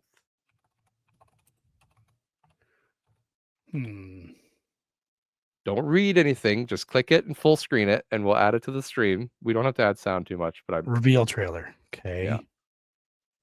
We don't have to add sound. No, I just put present. Share screen. Yes, I'm sure. Which screen is it? This guy? This guy. Sorry, audio listeners. Yeah. Josh will, of course, edit this out. Never. Should I listen to it with audio still? You can listen with audio, yeah. I thought that was audio too. Bandai Namco. Should I read everything? Nah, whatever. We can talk a little bit over it. Yeah. I mostly want to get your reaction out of it. I'm gonna turn this down. It's too loud compared to you. Okay. I'm curious. I'm waiting for you to figure out what game this is. It's just like another Ori. Is it? There's Pac-Man there. It's a Pac-Man game.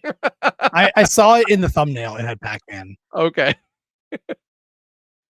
So this ties into my next TV show, Okay. Secret Level. Yes. Okay. Everyone's So been talking about this, and I keep forgetting that I need to watch it. it's on my Plex. It's on I Amazon, watched. isn't it? It's on Prime, is it not? Yeah, I don't have Prime. Okay, fair enough.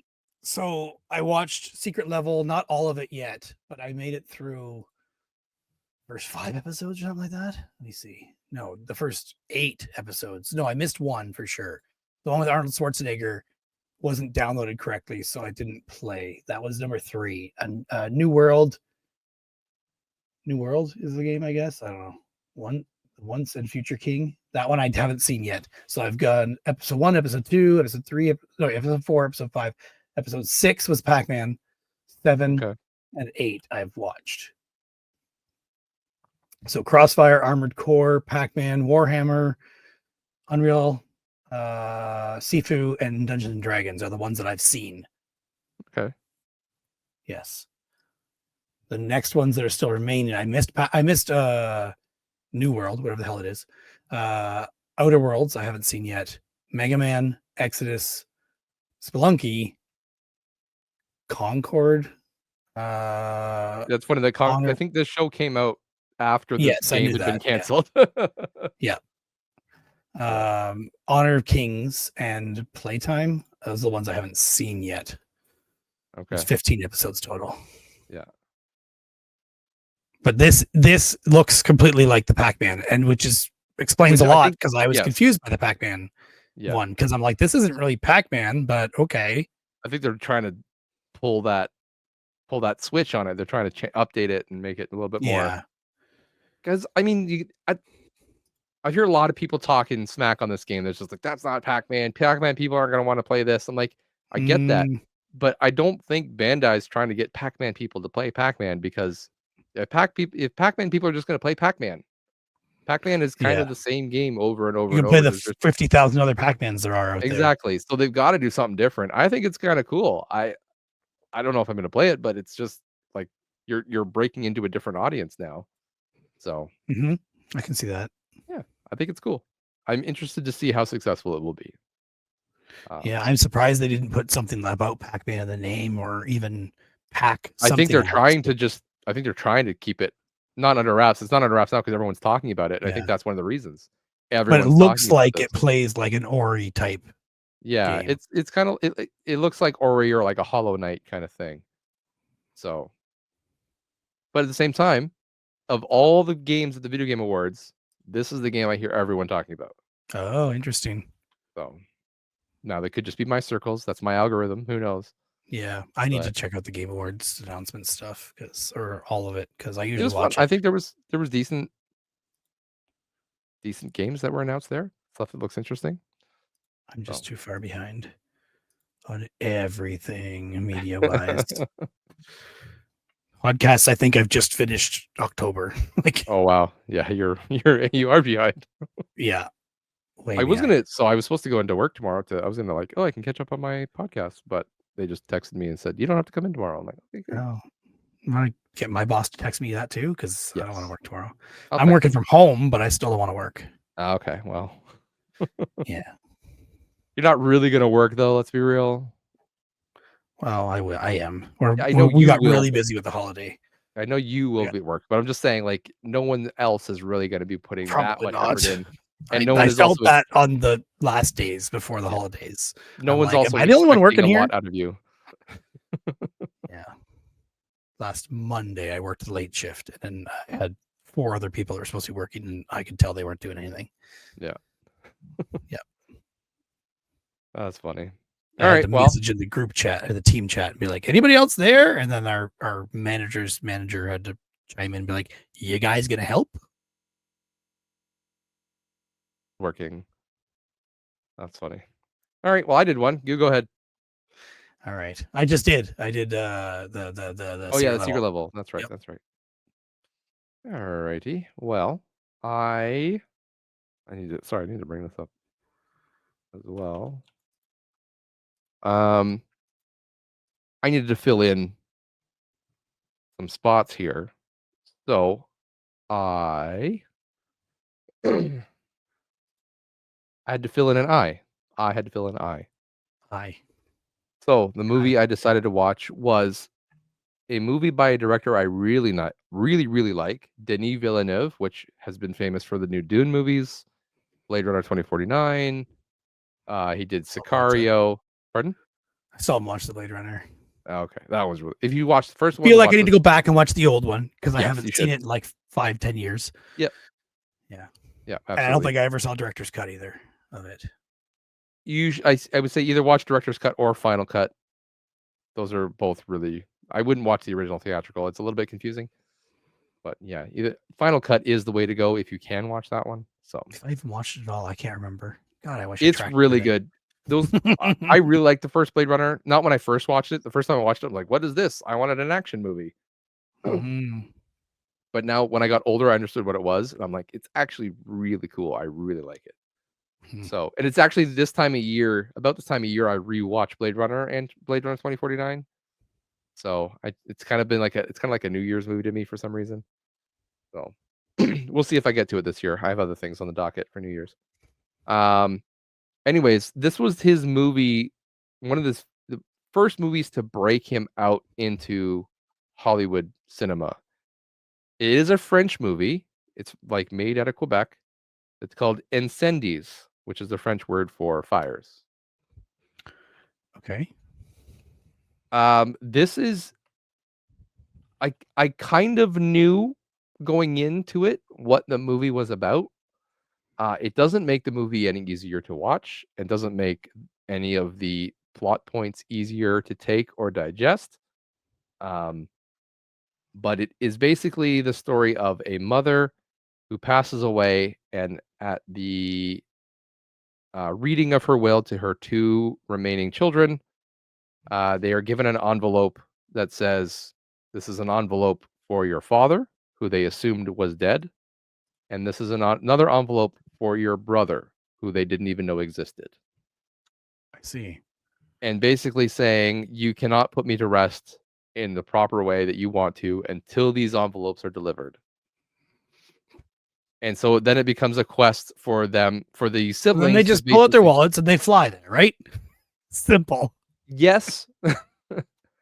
But there's a whole, it's a history of things, right? So she's an immigrant, and so they had to go back to like the home country to figure out what happened. Where is their brother that they're so long, their long lost brother they didn't know existed? Where is he?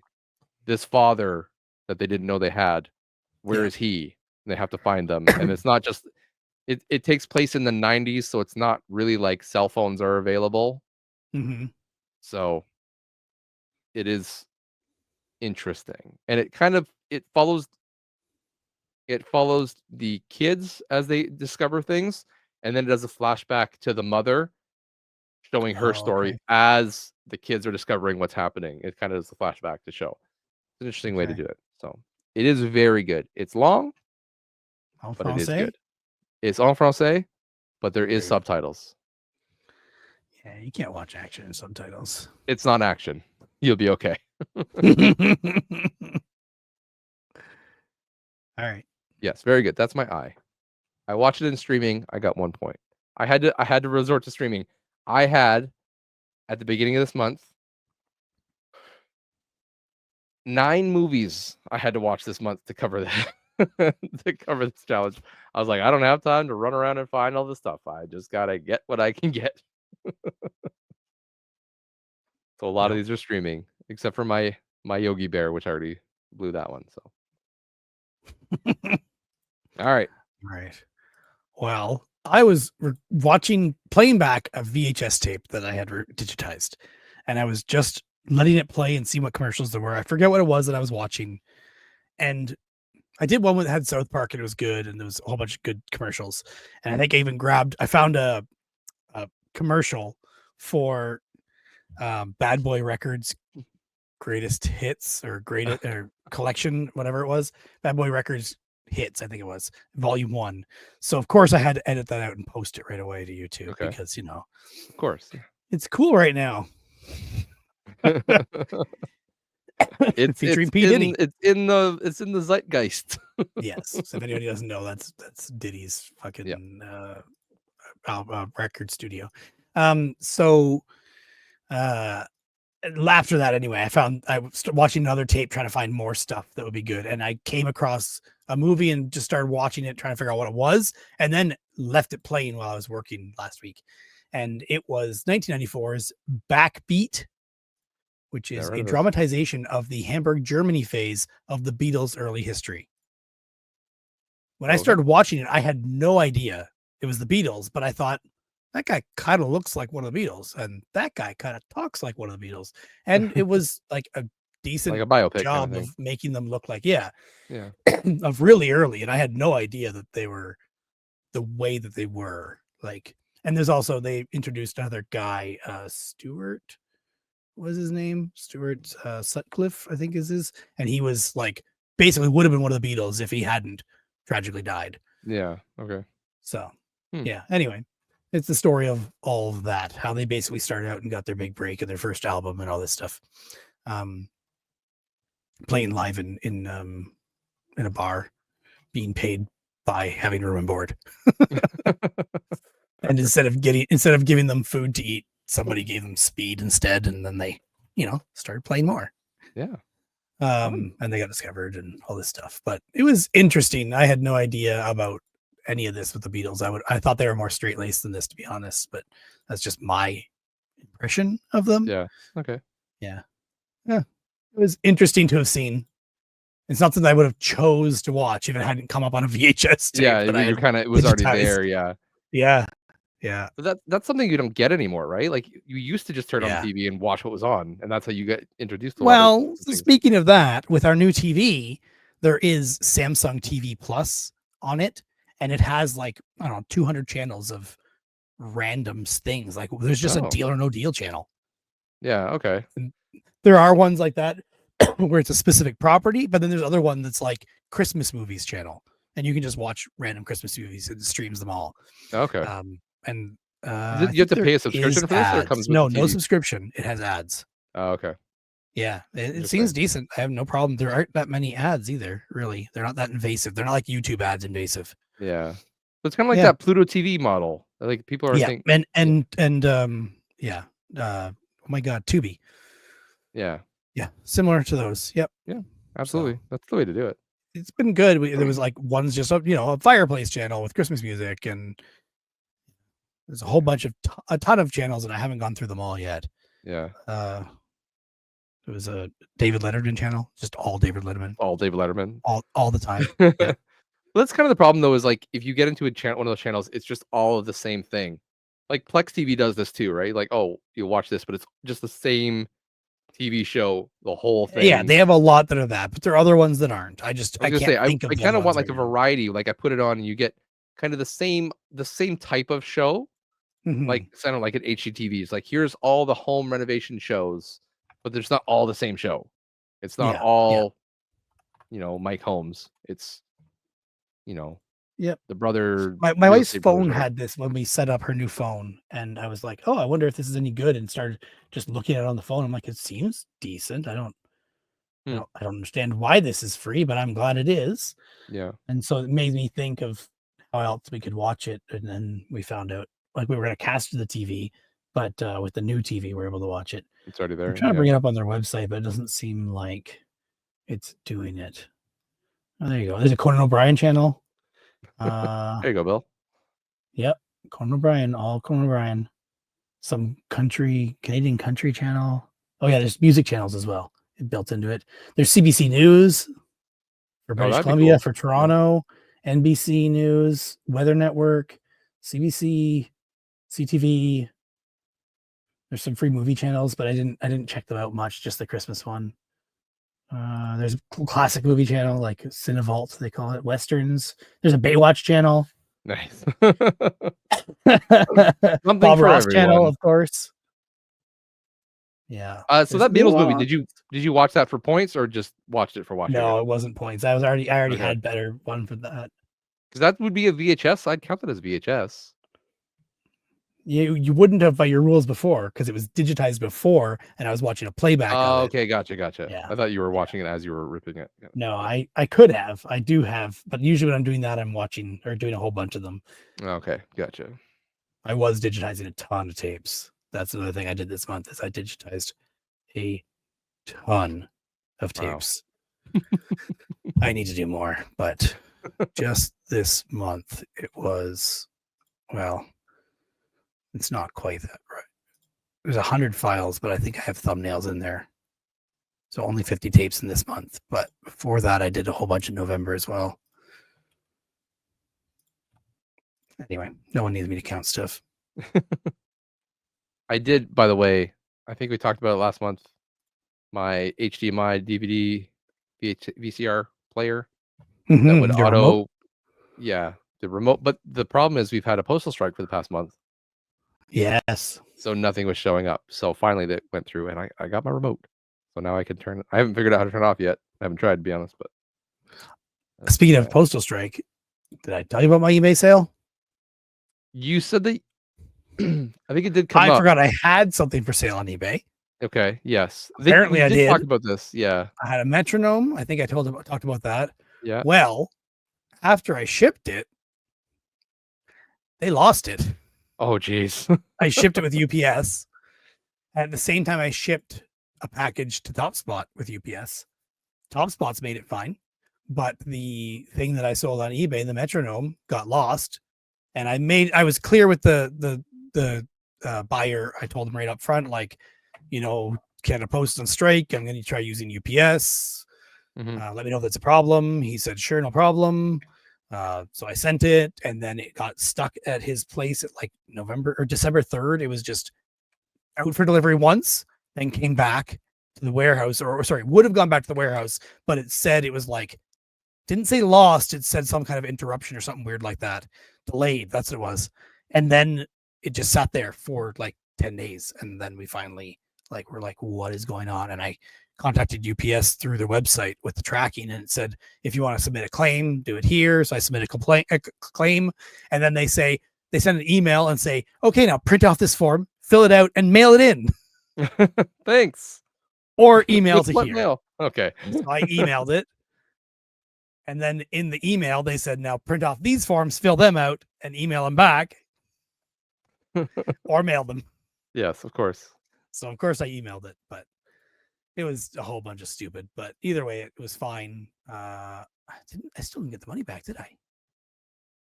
Crap, I just realized I haven't got the money back, and I haven't updated the guy yet.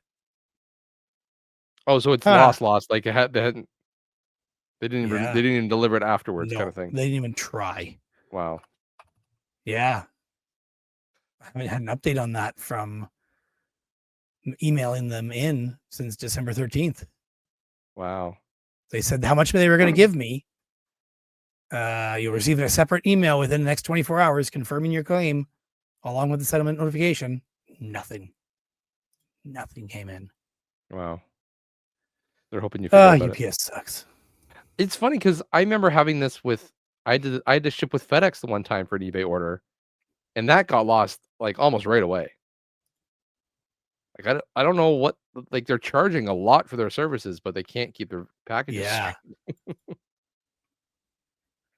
And then it's funny you bring this up. I ordered Christmas presents through Amazon. My wife is just like, she sent me all the links. So like this. It was like over $200 worth of stuff. It all ships in one package. It should have showed up within 2 days. It took a week before I realized that thing never showed up.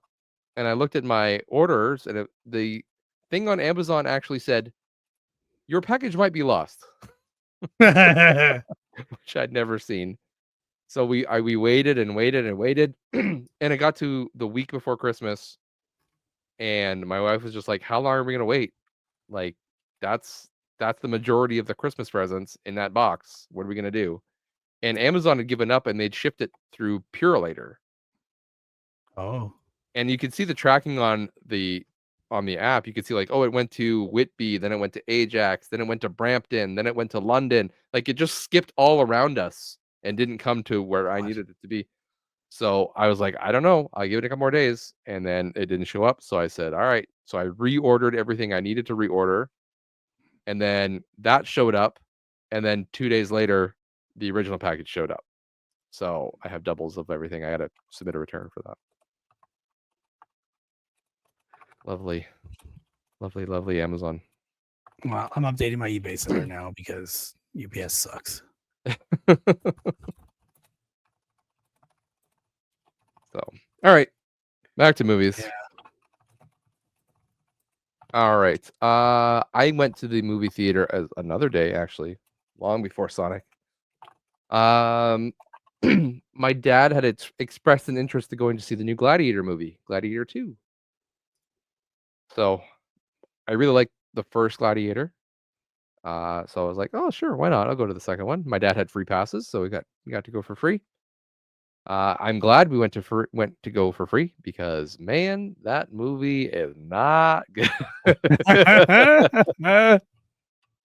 For Ridley Scott, a director that I love, who also did the Blade Runner movies I just talked about, loving. Yeah, this one, I don't know, he's just given up on like any sort of historical accuracy and just kind of gone into like something that he's like really prided himself in, having a good story that's also historically accurate. And he's just kind of like given it up for like, let's make a Hollywood movie.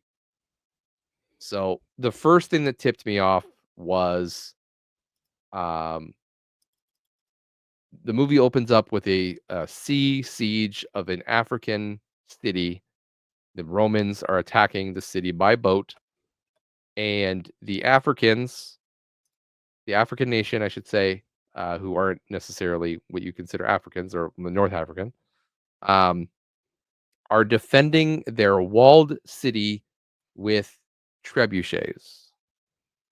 Which, if you know anything about history, trebuchets didn't come along until the Middle Ages, and we're nowhere near Africa. Yeah, it's French, right? French or English, for somewhere in there, yeah. So, yeah, that was not a thing. So, as soon as I see trebuchets, I'm like, "Oh, excuse me, what? What?" Interesting. And then later on in the movie, spoilers, skip ahead 10 seconds.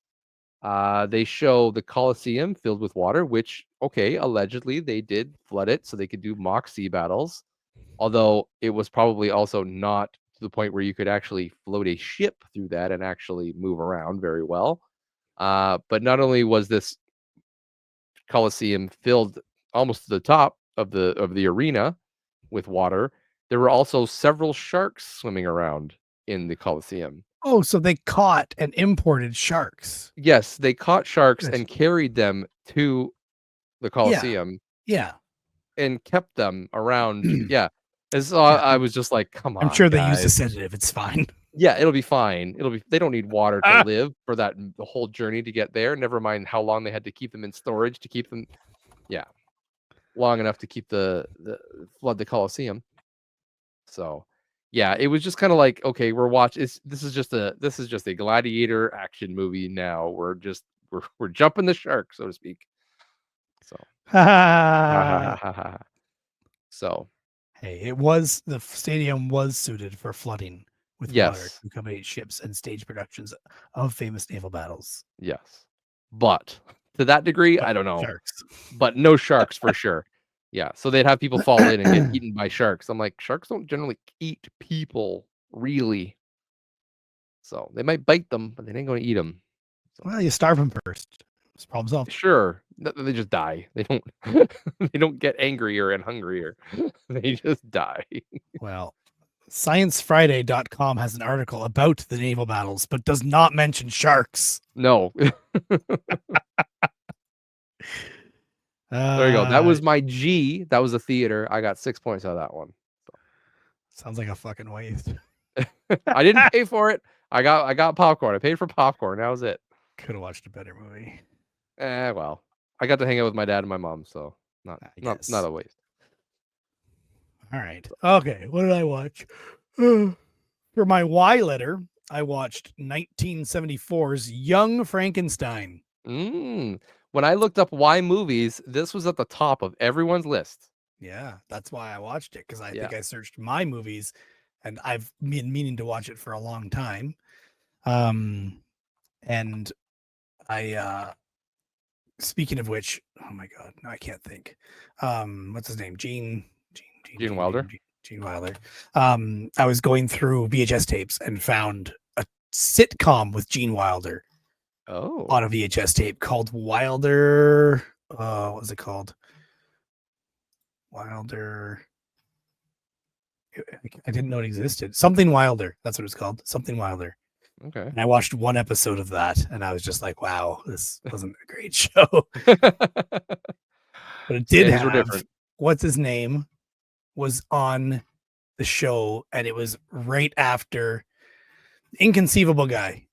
What's his name from Oh man, Princess yeah. Bride? Princess Bride, yeah. Anyway, he was in that episode of Wilder Bunch, and he had just been or Wilder something Wilder, Something and he had Wilder. just been on what I watched before that. Wilder Bunch is a better name, by the way. Wilder Bunch. Yeah, that would be, especially because it's about the family. Yeah. It was him and his two twin sons, 4-year-old twins, and his wife, who was played by some woman who I don't know, Hillary B. Smith. I don't recognize her from anything, but she's been in lots of stuff. I don't recognize her.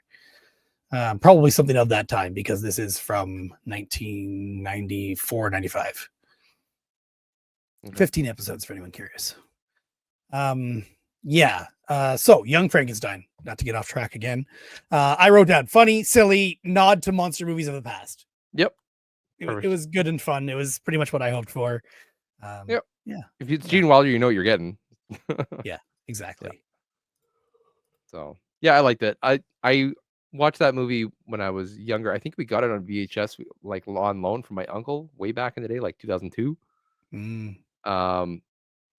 My parents didn't think I was old enough to watch it, so all of a sudden they came down and I was watching it, and they're like, "Oh, you're not supposed to watch this movie because there's quite a bit of sexual innuendo in it." Innuendo, but very loose innuendo. Yeah, but my parents were very conservative Christians, so yeah, it was like, "Oh, that's not appropriate for you to be watching." I was like, "It's too late now. I'm already in." So yeah, there was one point where they were sleeping together, and he was also supposed to be engaged to someone else. So yeah, I guess. I mean, I didn't understand half of it when I was that age anyway, so yeah, not a big deal. But yeah, it was good. I do like Young Frankenstein. I have yet to find anything Gene Wilder that I don't like. The TV show was pushing it though. To But be it was honest, typical sitcom. the only Gene Wilder thing I have seen that I'm not a huge fan of is Blazing Saddles. For some reason, really? that movie just doesn't. I remember enjoying it. It just doesn't hit me right. I don't know what it is. So. Next movie, I needed a J for my movie list. So I watched a movie starring Jean-Claude Van Damme. JCVD? JCVD? Finally, someone watches it. I haven't watched it since it was new, and I remember enjoying it. Did you recommended that to me? Have you recommended Possibly. I would think so. I need a definite yes or no here because that would give me an extra point. All right. Yes, I did. I've recommended it to everybody many times. Okay. All right. Well, I'm going to take 2 points then. I remember it being slightly odd, but I do remember enjoying it. It's very French. It's a very French movie, which I've seen a lot of. So I found it very entertaining because I was just, once you're in that mood, they kind of like hits all the points that I'm. So did you watch this French movie after the French movie or vice versa? Like right after. Yeah. It wasn't in French though, right? It is a lot in French. Yeah. Oh, okay. I thought I remember there being some, but it's been a long time since I saw it. Because he goes back to Belgium, which they speak a lot of French and Flemish there, but it's mostly French. So, yeah. He's doing the English parts when he's talking to like his agent and stuff, and when he's in court, that's all in 2008 English. movie, so I would have watched it shortly after that. I'm pretty sure I remember downloading that shortly after episode. I remember seeing it and being like, I don't know about that. It looks kind of cool. But this movie wasn't what I expected it to be, but it was still very good. Arguably one of the best, or if not the best, Jean-Claude Van Damme movie because it does play a lot onto his real life. He seems a lot more real in this one. So he's not over the top acting. He's just being himself, which is kind of refreshing for what his movies are. So, yes, JCVD. I believe Kevin also recommended that we watch that one. So yeah, he just talked about it, didn't he? I think so. couple okay, episodes ago. just for me, because I'm way behind. October. Yeah. There is that. That's okay. That's probably as long as our last episode was ago. So I needed a V movie. Okay. So I watched 2015's Victor Frankenstein You're on a roll here. with James McAvoy and Daniel Radcliffe. Oh, okay. Daniel I haven't seen that Radcliffe was one. great in it.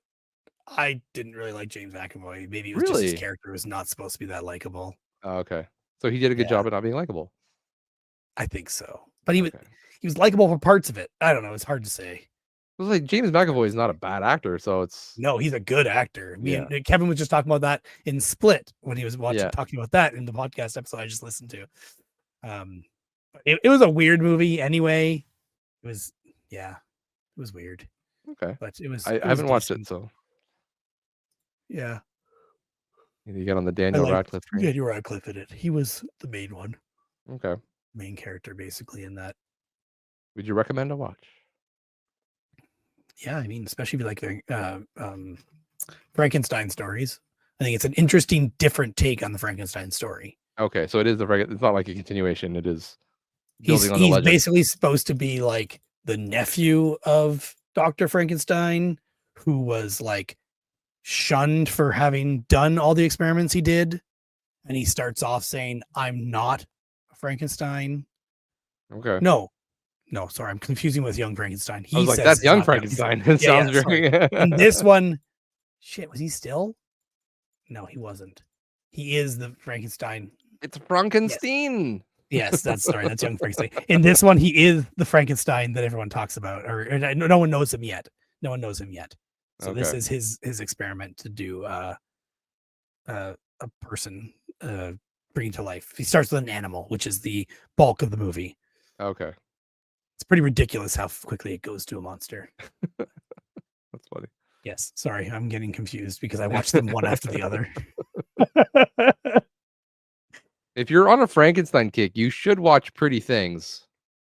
Pretty Things? Pretty Things. Oh. I think that's what it's Does called. it have Pretty Things? Got Emma Stone in it, so. Is that what I'm thinking of? Why does IMDb have to give me not the same thing? Oh, maybe Pretty that's Things. Poor Little Things. Poor Little Things. Poor Things. I think it's called Poor Things. Oh, yeah. I've heard of this, and I heard about it because of probably Kevin from Retro Fandango. Maybe it was. I don't think he liked it recently, and I have it.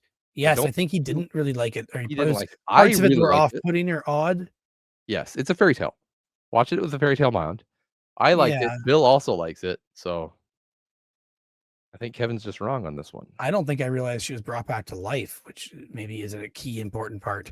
But I saw the trailer of it. I'm like, what the hell is going on here? Yeah, it's very strange. But if you like fairy tale, like if you watch it with knowing it's a fairy tale, things are going to be strange and they're going to make strange decisions. Very funny. Very good. Okay. Yeah, it was a recommendation already by Kevin, I think, or at least he watched it. It was a recommendation from me. Okay. I'll take Willem Dafoe. Let's go Willem Dafoe in it. Yeah. All right. All right. Next up for me, I needed a Q. Q. So did I, but that's 2 movies from now. Okay, I was gonna say. I watched not an easy one to find, a Q. Mine was a good one though, if you haven't seen it, but continue. Okay. I watched A Quiet Place, Day 1. Oh. Day 1. The newest one. I have no interest in that at all. The first Quiet Place is really good. This one is kind of like just watching the thing take over. It's a bit of an art house film. I wouldn't say it's that great. It was entertaining. You get to see the guy from Stranger Things show up, so that's fun. I haven't watched Stranger Things. Yeah. I watched one episode, got bored. Well, you should keep trying that one. That one gets good too. Yeah, I don't like giving shows a chance. You lose me on the first one, you're gonna lose me for good. The first one's always bad though. No, do it right, it won't be. Anyways, yes, Quiet Place Day 1. There's not a whole lot to say here. It's a monster movie. don't make noise, you won't die kind of thing. They do make strange decisions that get them killed or get them close to being killed. I don't understand those bits, but that's just pretty par for the course. Honestly, the city setting seems a little bit better to me for some reason. It does give you more options to play with the city environment, like different stores, different environments. That stuff's kind of cool. But yeah, it was interesting to see, and you get to kind of see like it kind of ties into A Quiet Place 2. There's characters that show up in this one that were in the second one. But this is technically, it takes place obviously before the other ones, so you kind of see where the characters in the second one, how they got to where they are in the second one. So yeah, no one sold me on A Quiet Place yet. Watch the first one. That's all I gotta say. Other two, who cares? The first one's good. It's an interesting take. All right, what's all your right? I needed an X movie. Randomly on my server was X-Men Days of Future Past. Oh, okay. Great so choice, I watched though. With James McAvoy. Right? X-Men Days of Future Past. I really like that movie, so. Yeah, I didn't realize like anything about it. Like I just was like, okay, I'm going in blind, just watching it. Whatever it is, it is. And it was weird, but it was, it was an X-Men movie. Yeah. I don't know. It had hints of things that I'm like, oh, that's kind of cool. And other times like, oh, that's really stupid. Well, they like, basically some things are kind of like, oh, it feels like it could be a fatal flaw in the story. But yeah, whatever. Well, they basically had to use this one to kind of rewrite after they kind of wanted to like wipe X-Men 3, X-Men United out of it because no one really liked the third one. Okay. So they used this as an excuse to write that one out of history. Like, oh, we changed history. Gotcha, we changed the past, so that movie never happened technically. So I don't remember which X-Men movies I've actually seen. That's the problem. I gave up on them at some point too. Obviously, I watched the first one. The first two are the best. I love. Pretty sure I remember watching X2. X2 is awesome. I never watched First Class. Yeah. I never watched Apocalypse. I don't think either. That's fine. Like I said, the first two are the best. I honestly, it'd be like for me, it'd be 2, 1, and then Days of Future Past. So. Okay. Which are the only ones I've seen. Hey, there you go. Well, if you watch, I meant to watch First Class just to get an idea of some of the origins, but yeah, I don't know how much they actually explain. It's got what's his name? Which one? Nicholas Hoult. Nicholas Hoult in that one is a young beast. Nicholas Hoult. He's he's that guy. You like him? He's in Renfield. Yeah, he's in Renfield. Yeah. He's all right. He was in Warm Bodies too, which I watched forever ago. Yeah. Oh, he was stupid but funny. I also needed an X movie. So I found a movie starring, I want to see if you can guess it. Donnie Yen. I don't know who that is. You don't know who Donnie Yen is? Comedian? No, he's like a martial arts guy. Oh, okay. I'm seeing him. You know who he is now, right? Too. Yeah. Okay, hold on. So Ip Man. So I should just scroll through his list to try and find an X movie. It better not be what I think it is that I see here. Don't spoil it. You're already looking. Donnie Yen, Tony Jaa. You know who Tony Jaa is? Ong Bak, Thai warrior. Yeah, I never watched it, but I always wanted to. Crazy martial arts guy. Yeah, Ong Bak is on my list of things to watch. All right. Never did. Samuel. I have a feeling you're telling me all the good parts of the movie and leaving out a really, really glaring detail about this movie. Samuel L. Jackson. Yeah. Yeah. Yeah. All these great. Ice Cube. Okay. He's later. He's later in the movie. Not that I dislike him. It's just he's not known for being in good movies. And the one and only Vin Diesel as Xander Cage in XXX, The Return of Xander Cage. I never watched that one. It was a movie for sure. I actually had to. I started it one night and flat out, like, within 20 minutes, fell asleep. So So it's a good movie. I had to go back the next. Well, I was also it was late, to be fair. I did had to go back the next day and watch it, and then I kind of went on a tear, man. I knew I was running out of time. This was a couple nights ago, so I had to double feature. I had to double feature and turned it into a triple feature in one night. So Oh my God, it was a good night. you left out Toni Collette is in it. Oh, sorry, Toni She Collette, is in probably United States of Terra. What's that? the worst actor in that movie is Toni Collette. Really? Yes.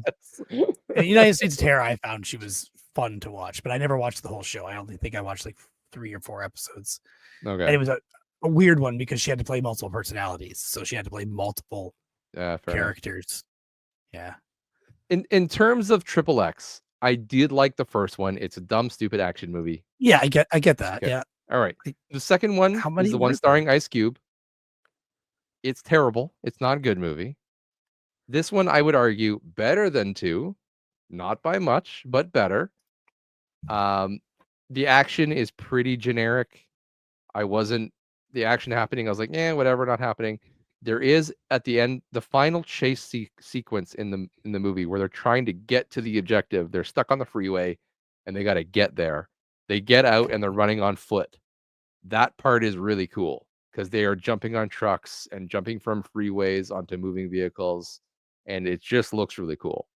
So I actually paid attention for that part. So, okay. that takes a lot for me to have given up on the movie at that point and was just watching it just because, to actually be like, oh, actually, this part's fun. So that was my. I was saying, I forgot it. Okay. There's not a lot of X movies out there. In terms of VHS tape labels, there are a few movies that cause more confusion reading the label than Triple X. XXX. And VHS labels are generally just bad and unreliable. You can't believe what you read on the label. You pick it up, you read the label, it says it could say anything, and it could be something completely different. It could be something great. Typically, if it says cartoons, someone already recorded over the cartoons. Okay. Most of the time. Yeah. Disappointingly. I had one like that recently where it said like Bugs Bunny and Tweety, and I start playing it. It's like Bugs Bunny and Tweety, and then it cuts out to something else. It's like Jingle All the Way. Of course. The best Christmas movie. Yeah. Yeah. I think that was an actual example of one that I had. That's funny. All right. Well, I needed a cue. Okay. And I watched 1994's Quiz Show. I don't know that one. You don't know that one? I don't know that one. It is starring Ralph Fiennes. Okay. John Turturro? How the hell do you say his name? Yeah, Turturro. Was David Painter, Hank Azario. Okay. Paul Schofield. I recognize him, but I don't know him. It is basically the story of what the hell is the show called? Oh my god, I forget what it was called. Anyway, shows on TV that were quiz shows rigging the show, right? Okay. Back in when the hell is this? Set in there's not a whole lot of information in here on that. I was surprised it was from 1994, but it is. I swear it's like the 50s or 60s or something like that. This is supposed to be set in. There's no date. No, what the frig? Background 1950s. The movie 21. Sorry, the TV show 21. Yeah, basically about them fixing the game and putting people on and giving them the answers and stuff like that. Okay. It was pretty good, and the cast was good. They did a good job. Cool. Yes, drama and interesting. And what was that guy's name on this? Rob Marlowe? No, Rob Molo. I recognize him from something, but I didn't know what he was in. Northern Exposure. That's why. Canadian show. Canadian show. Yeah, he was also in Numbers, but Yeah. That explains why I recognize him so well and no one else does. Yeah. Okay. Fair enough. Yep. His accent was bad in it. That's the only complaint I had about the movie at all. Okay. He Well, was trying to do how like bad was it? it's pretty bad. I think he's trying to do like a Bronx accent, but it did not come out right at Didn't work all. out. No. Not to me Fair enough. anyway. Maybe I'm wrong, but You're wrong. it's possible. Wrong. Okay. The movie I watched before Triple X, I was trying to do a double feature. It turned into a feature and a half, feature and a quarter. I watched a movie for my Zed. What'd you get for your Zed? Have you marked it? Is that a new one or is that an old one? I don't remember. It's Are you there. talking about a Zed movie tonight? Nope. Okay. Nope. What'd you have I for your already Zed? watched it a while ago. All right. What did I have for my Zed? Yeah. Where is? Oh, it's in here. I had Zombievers. Zombie. All right, fair enough. I had a movie that was I think it was nominated for Oscars. Called Zombievers was not. not fair enough. Movie called The Zone of Interest. Okay. So this is about a Nazi colonel, general, whatever it is, who's in charge of the Man. Auschwitz concentration camp in Poland during World War II. Okay. So he lives outside the gates. He has a house. His garden wall backs onto Auschwitz. They share a wall with Auschwitz, which, if anyone knows This one Auschwitz, does. if anyone's unaware of what Auschwitz is, concentration camp, arguably the worst concentration camp for the Jews to be at in that time. They basically mechanized the destruction of people and the disposal of bodies. They were killing thousands of people a day and burning them in ovens. Not a pretty place. Okay, very, very, very sad place to be. This movie doesn't talk about Auschwitz at all, other than to let you know that Auschwitz is there. Other than that, it is showing this German lieutenant, army person in charge, showing his life outside the camp, having Auschwitz in the background the whole time. So it shows him, having a dinner party or a birthday party, and in the background you can hear this rumble of the ovens burning. You can see the smoke in the background. You know what's happening back there, but they never talk about it. It's just always there. It's almost like a family drama. Like, he's so good at his job, he's being transferred to a different camp, and his family doesn't want to move, and so it's weird because, like, you kind of feel for this guy because he's, in a regular kind of, family drama, you'd be like, oh, that's tough. You want to see your protagonist, you know, do well and succeed, but in this case, his doing good means the killing of thousands of people. So it's just kind of an odd thing. There's not really a story to it. It's just kind of life happening, and you kind Okay. of watch it go I was happen. worried that was going to be what it was. But then again, would you rather that or them making up a story? That's the other option. I don't know. So this guy is a real person. The person in the story is a real person. I don't think that the story is true, as far as I know. Parts of it maybe, but the whole thing is just kind of. It's just a very interesting. I've never seen a movie like it before. It's on that term. It's very different. A lot of unknown people in the cast. Yeah, I think there are a lot of German. I think they're unknown for us, but they're all a lot of Yeah, German. I just mean IMDb has no photo for them. Yeah, that's fair. So, and it's all the things. 64 people, 6 of them have photos in IMDb. Oh, fair. And it's like I said, it's all the things you don't see that tell the story. So you see Jewish prisoners, doing things, and the beginning of the movie, you see the wife open a package is delivered. She opens it, and inside is a fur coat, and she tries it on, and she's like, oh, looking in the mirror, like, this looks nice, whatever. She pulls out a lipstick and she tries it on to see if it matches, and then she puts it away. And on the surface, she's like, oh, she's just trying on clothes. That's no big deal.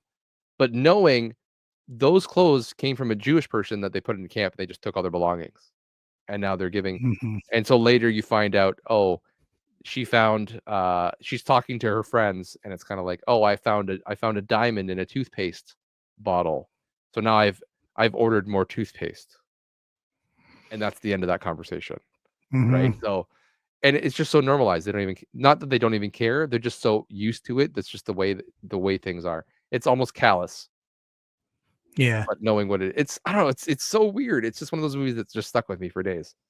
So Hmm. I would recommend it, but only if you have the stomach for it. I told my wife about it. She's like, "Yeah, I can't watch that." Yeah, I don't know if I can either.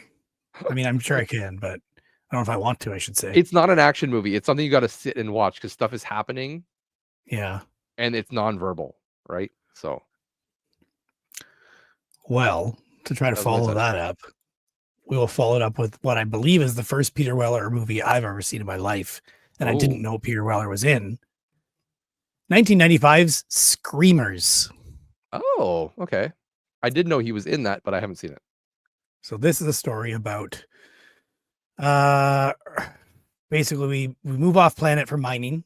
I believe it goes to Mars, and we're mining, Get to us, and Maz. a private company is mining, and they start treating their workers badly, and the workers rebel. And in the rebellion, they create these sentient robots that hunt and kill to stop the company, the mining company, from killing them, so they can rebel. They Okay. all have to wear these wristbands that will cover up their heart rate that the robots detect in order to not get killed by the robots. Well, the robots were built to self reproduce. So they just went off. The robots go off and they gather resources, they Mhm, grab scrap, they grab body parts, they grab whatever they can, and they just scavenge and they kill anyone that's not hidden by these mhm, wristbands that from the people who know the technology that's in it to mask it. And the robots self reproduce, and no one even knows where they do it and how. So interesting.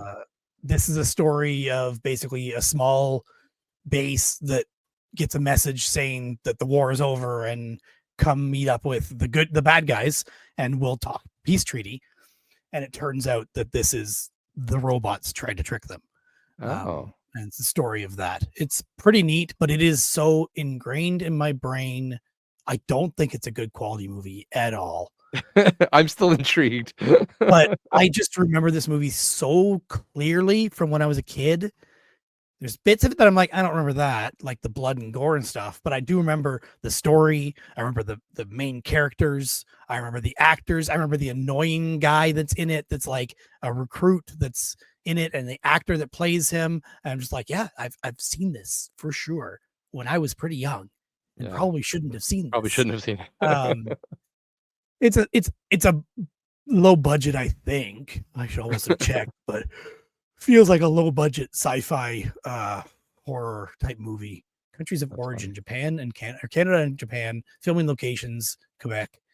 Um, Budget is $20 million estimated.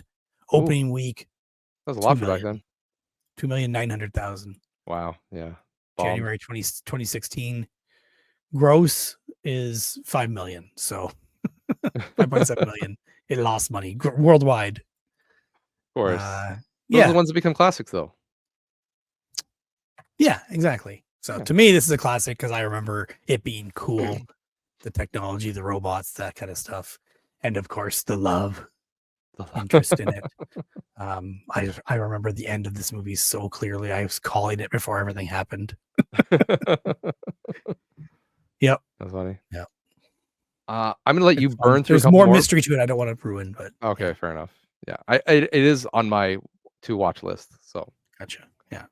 why don't you go through a couple more? Because I can't talk about the next couple because they're all related, and I don't want to jump around. So I'm just gonna do them all. All right. I got two more, and they're both Christmassy, Oh well, in that case, let me just burn through them then. That's all you have is two Christmas ones? That's it? and then one cage. Okay, never mind. Then I'll just burn through these ones quick then, Perfect. because then I'll do Christmas after. I'll kind of go into Christmas. All right. These are I haven't talked about. These are just my challenge movies I've been talking about. So, I um, would talk about everything. I mixed in the challenge with the not challenge. all right, fair enough. I like everything's been challenged except for Christmas movies, so that's why I'm keeping those ones separate. Um, so after I watched Zone of Interest, that's when I tried to watch Triple X. Fell asleep. So then the next night, I was like, all right, I gotta get. I'm like, I'm running out of time. Got to do it. So I watched Triple X again. From where the point I most remember, Yeah. like being aware. So which was basically like 20 minutes into the movie. So basically rewatched it and rewatched all of Triple X. So okay, fine. It's kind of like a spy-ish movie. So I decided I gotta find a U. So what do you have for your U? You're gonna keep asking me this question, aren't you? Yeah, you keep your thing up. What are you doing? I'm closing it because I don't care. You're supposed to know. I have unfrosted. I don't even I know what don't. that I one don't is. even remember what the hell that is. Can't be that good I'm then. guessing it's a Christmas movie I watched with my wife. No. Oh, it's the mock documentary movie about Jerry Seinfeld and Melissa McCarthy about Kellogg's and Post cereals. Oh, okay. I do remember talking about Yeah, that. yeah. Okay. It was pretty good. 2024 movie. I was trying to find a you movie and couldn't. I didn't think to look at your list at that point. Could have found you Um, lots. But anyways, I was flipping through Netflix and Prime and everything trying to find something for you. And the only thing that came up, I realized how bad Netflix is. Netflix, you roll through all those categories and they just keep cycling the same movies just in different yep. categories. It's great. I was just like, why are you showing me the same things over and over and over and over? And can't I just see what's anyways. Um I saw a newer movie released starring Halle Berry, Mark Wahlberg, and what's his name? I always call him J. Jonah Jameson, but that's not his name. That guy, yeah, I know who you That mean. guy. Because he is J. Jonah Jameson. Anyways, it's called The Union. So it's just Okay. basically another spy movie. It's nothing great. It's just kind of like one of those. Mark Wahlberg is just a construction worker. Halle Berry is a spy that works for the organization known as the Union, and stuff's going down, and they got to figure it out. They have the list has been compromised. They know all the agents. They got to bring in somebody who isn't on the list, and she knows Mark Wahlberg from high school days. She knows who he is, and they bring him in and train him to go on this mission. So it's kind of Okay. like it's a fish out of water. I am not this person. Now I have to become this person to do this mission kind of It's thing. our second Halle Berry movie. Oh, She was there's an X-Men. oh, that's true. Yeah, true. Yeah. But yeah, I don't considering what I know of Halle Berry and the work that she put into John Wick 2 to prepare for like gun handling and making everything look like realistic. I think she forgot everything for this movie because the way that she's handling herself, I'm like, what's going on here? I don't think J.K. Halle Simmons is Berry, the guy, by the way. J.K. Simmons, that's his name. Yeah, Yeah. I don't think Halle Berry is an action star. I wish that she was, but I just don't think she can quite cut it. Mark Wahlberg did great. J.K. Simmons did great. So Okay. they pulled the characters you want them to pull. It's been a while since I've seen a Mark Wahlberg movie that I've liked. Okay. So this one was decent for a Mark Wahlberg movie. So I heard of this somewhere, but I don't remember where. That was my U, the Union. Anyways, backtrack. I'm gonna jump into a Christmas movie. I was just in the mood to watch some Christmas movies. And one that I remember watching that I wanted to watch again was Ernest Saves Christmas. Mm-hmm. So I watched that, and I the don't whole think time, I don't think I ever watched that as a kid, but I liked no, Ernest a lot. yeah, But I Goes to watched Camp, Jail, and Scared Stupid are the ones I knew the most. those are the ones I've seen. Yeah, Yeah. I didn't watch Scared Stupid. I think I maybe seen it once, but it was always the one I watched the most was Ernest Goes to Jail, and then it was Ernest Goes to Camp, and then the third one was always Ernest Saves Christmas. Those are the 3 I watched. Hmm. I haven't seen it in 15 years maybe. Yeah. And I remember hearing, like we talk about Kevin and Retro Fan Negro a lot here, him talking about all the Ernest movies and how they don't hold up. So I was like, I don't know, I want to watch it, but I don't want to ruin my, my thing of Ernest movies. So I was like, screw it, whatever, watch it anyway. Watch Ernest Saves Christmas. You know what? Damned if that thing doesn't hold up. It is I watched still it last year and I thought yeah, it held up. still good. I enjoyed it a lot. The whole time watching it, damn, I wish I could count this as an E movie because I need an E.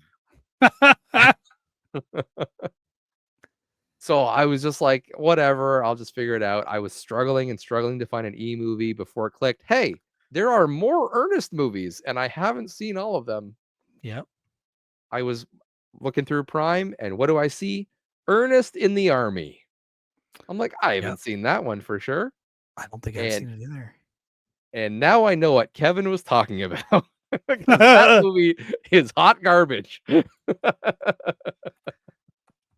That's It's terrible. like they took all the heart of Ernest movies where he's like he's he's stupid, sure, like, but he still is a functioning human. Okay. But they almost throw that completely out of the window and just make him a caricature of a caricature in Ernest in the Army. I thought the jail one was like that, wasn't it? I the last time I watched the jail one, it didn't hold up as well, but I think it's nostalgia holding it in my head. But that one to Hmm. me was always like that's the one I watched the most. So, but yeah, this one was definitely low budget. They had nothing. It is almost it feels like a YTV kids special TV movie. Oh no. It's rough. It was a rough watch, but I got it. I got it in, and I stayed awake the whole time. That was 3 movies in one night. Where did you Triple watch that X. one? Pardon? Where did you watch that one? That was on Amazon Prime. Oh, okay. It was just there. I was looking for an E, and it happened to be there. While I was thinking, "Oh, yeah, Ernest movies." I think I saw that on that one, on Prime, so didn't have to download it. And I probably still will not download it. Well, now I'm going to download Ernest Goes to School. Yeah. I kinda wanna watch more Ernest. I just honestly, I wanna watch Goes to Camp, and I wanna I do watch too. I need to yeah. watch Goes to Camp because I remember loving it. Yeah. Yeah, me too. So, Ernest in the Army, 1 point. I got my E. All right. And I think we kinda already talked about that was it. I needed a Y, and I got my Y today with Yogi Bear 3D. Um, pretty good as a 3D movie. They can definitely tell they filmed it with the 3D in mind, which is kinda fun because you get the 3D gags, which if you're not watching in 3D, makes no difference. You're like, "Eh, whatever, no big deal." But when you watch it in 3D, it really stands out that, "Oh, they had that in mind for the 3D," and it really pops. So, and even my kids who haven't really cared about 3D movies, they were popping off about like, "Wow, look at this thing. Stuff's popping out on the screen. There's a turtle swinging around." And it was coming through the screen. I was like, grab him. And they were jumping up trying to grab him out of the screen. So, um, Yogi Bear is voiced by Dan Aykroyd. He does a pretty good job, I would say. Okay. And then the little bear, I forget what his name is, BB or Bebe, I don't remember. That's voiced by Justin Timberlake, and I couldn't even tell that was Justin Timberlake. I had no idea. Hmm. So, other than that, it's a pretty like by the numbers, by the books movie. The mayor wants to log out the camp because they don't have enough money, and so they kick the ranger out, and Yogi Bear's got to save the day. Okay. I think my kids have seen it. I have not. Okay, it's pretty by the books, but my kids liked it. It was funny. It had some good gags. I laughed. So, not a terrible movie. Easy watch. And that was it. I got my full list. I finished with a measly 85 points. Measly. That's not measly. I finished with 57 compared to points. compared to Kevin. Kevin's in I know. 150 or something like that. I know. But Yeah. 57. It's still not bad. I got a lot of streaming. That's why. Yeah. My streaming just took over in the end. I meant to upgrade many of them and did not. But Yeah. at least I finished it. That's all that matters to me. That's what I'd rather. If Cool Runnings has taught me anything in life, it's not how you finish, it's just that you finish. So There you go. yeah, that's it. All All right. Christmas movies. What'd you watch for Christmas? I rewatched Gremlins with my wife. I watched it too this year for the first time. That's what Really? Yes, I've never seen it Oh before. my god. I watched it with my wife for the first time. She was doing and other she's seen it. things. No, she hasn't seen it. She hadn't seen it before. Oh my god. No, it was the first time for both of us. We were just wrapping Sheltered presents, people. and I was watching Gremlins. I was cracking up. She was like, "This is stupid." My wife loves it. It's nostalgic for her. She wore a Gremlins okay. shirt the other day for Christmas. Oh, fun. Yep, it's still good. I don't know what to say. It's Gremlins. I enjoyed it. If you haven't seen it, watch it. I wish it would have been more of killing the gremlins in fun ways. Yeah, because like what the mom did, right? Yes, like when more the mom of what was the having, mom did. Yes, Like she was that was the best part of superstar. the movie. Is what the mom was doing. It felt like the movie took breaks to be like, these are what the gremlins are doing, and yeah, it was kind of funny, but then you kind of expected it to be. Whereas like the mom killing the gremlins in like fun household ways was really fun. So yeah, it was good. I enjoyed it. I was gonna watch Gremlins 2. Didn't get around to it. Maybe I'll watch it tomorrow. All right. Yeah, Gremlins 2 is more silly, less serious about it. Yeah, which is fine. Yeah. So yeah, sorry, I was going through the cast. I didn't realize the main girl in the movie is the girl from Drop Dead Fred. Then I remember I haven't watched Drop Dead Fred in 20 years. Isn't that Phoebe Cates? She's also in yeah, it is. She's also in Fast Times at Ridgemont High. Fast Times at Ridgemont High, yeah. And Private School, which I thought I heard of recently. Listen, I only know her from Fast Times at Ridgemont High. All right, there's a reason I only know her from that movie. You should watch Drop Dead Fred. Okay, because it was fun as hell. All right. She's also in Gremlins too. They're both back. Both main characters are back for She's that also movie. in Lego Dimensions. Oh, random. Is she the girl she played in? Yeah, she's the girl she's named Kate, so I'm assuming she's from Gremlins. Oh, like she's the Gremlins, because Gremlins is a Lego Dimensions set add-on, so that's probably why she's in it. Interesting. Yeah, they had a lot of add-ons to that. But Drop Dead Fred, they're probably impossible to find now. I've got a bunch. Not that one though. I was like, Gremlins? You got a Gremlins one? I don't have Gremlins. Yeah, and Judge Reinhold's also in Judge Reinhold's in it, and he's also in Fast Times. Yeah. Was he hitting her on in that too? Yeah, that was the one he was checking out. What? He was in the bathroom, right? Wasn't she the one in the bathing suit? Yes, in Fast Times. In Fast Times. But in this one, he's trying to pick her up as he works at the bank, and he's like, "I'm all slick." Yeah, he's a hot shot. Yeah. That's pretty funny that he's hitting on her in both. Yep. Anyway, I then last night, I think it was, or the night before, my wife and I are trying to find something. No, it was the night before, trying to find something to watch, and we were like, let's find something Christmas. And I don't know, regrettably, maybe, I don't know. We watched 2004's Surviving Christmas. Oh, okay. With Ben Affleck, Christina Applegate, Catherine O'Hare, James Gandolfini, and some other people. I thought there was someone else that was. No, that's the main people. So Ben Affleck is a douchebag in the movie. He's rich and he has never had a good Christmas. And he asked his girlfriend to go to Fiji with him. And she's like, no, we got to go visit my family. Why don't you introduce me to your family? And she leaves him, says, you're not serious, then we don't have a relationship here. And he has a crisis and goes to his childhood home because her psychiatrist, who he ran into the airport from stalking him, said, go to where your trauma is, write it down and burn it and say, I forgive you. Yeah. So he goes to his childhood home. The people currently living in the home are like, what the hell is this dude doing? The guy from Sopranos is the dad at that house and hits him over the head with a shovel. And the mom, who is Catherine O'Hare, says, bring him in. They bring him in until he wakes up. And then he says, this is my childhood home. I'd like to pay you to be my family for Christmas. Okay. And chaos ensues. Oh, fun. And of course, love happens. But Of course, love yeah, happens. It's a it was Christmas not movie. bad. It was not bad. Oh, and also had Udo Kier, who was the guy who acted in one of those Uwe Boll movies, in like every Uwe Boll movie that there is. He's always some crazy doctor. Oh, it also had Stephen Root. I don't remember what he was in that movie now. Anyway, it was worse than I would expect for the cast. Like I would Okay. expect a better movie for this cast. Yeah. And I don't think it's something I could watch every year or anything like that. It's not like one of those Christmas movies you can repeat, Yeah. which was what we're all looking for Christmas movies. Yeah, Is what can you exactly. watch every year, right? A new one you can pick up. We actually forgot to watch what is that one? The one that came out a couple of years ago with the Nintendo.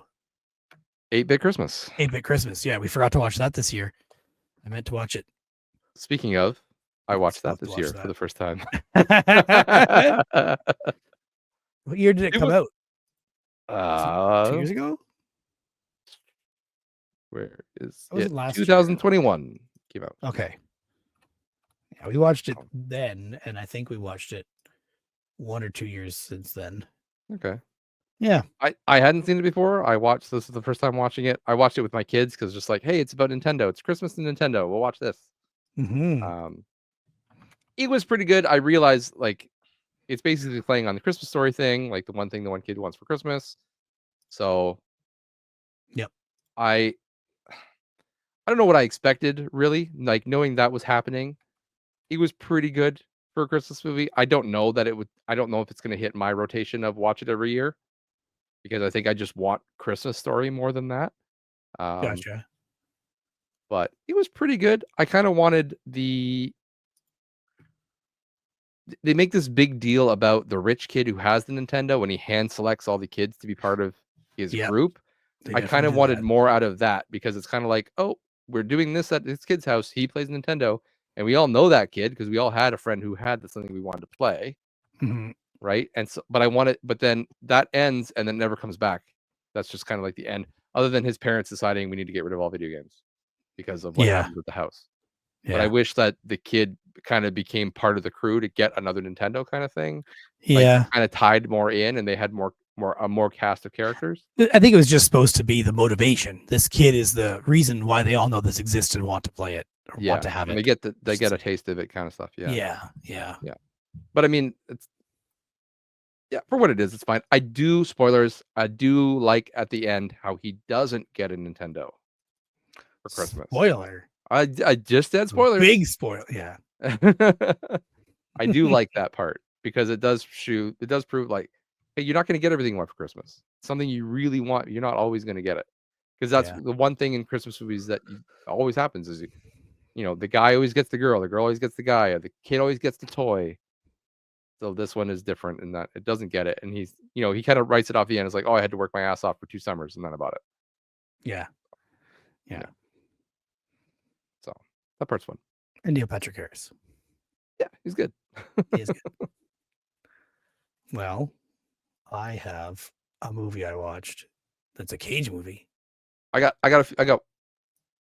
one more before that. I got one more new Christmas movie I haven't seen.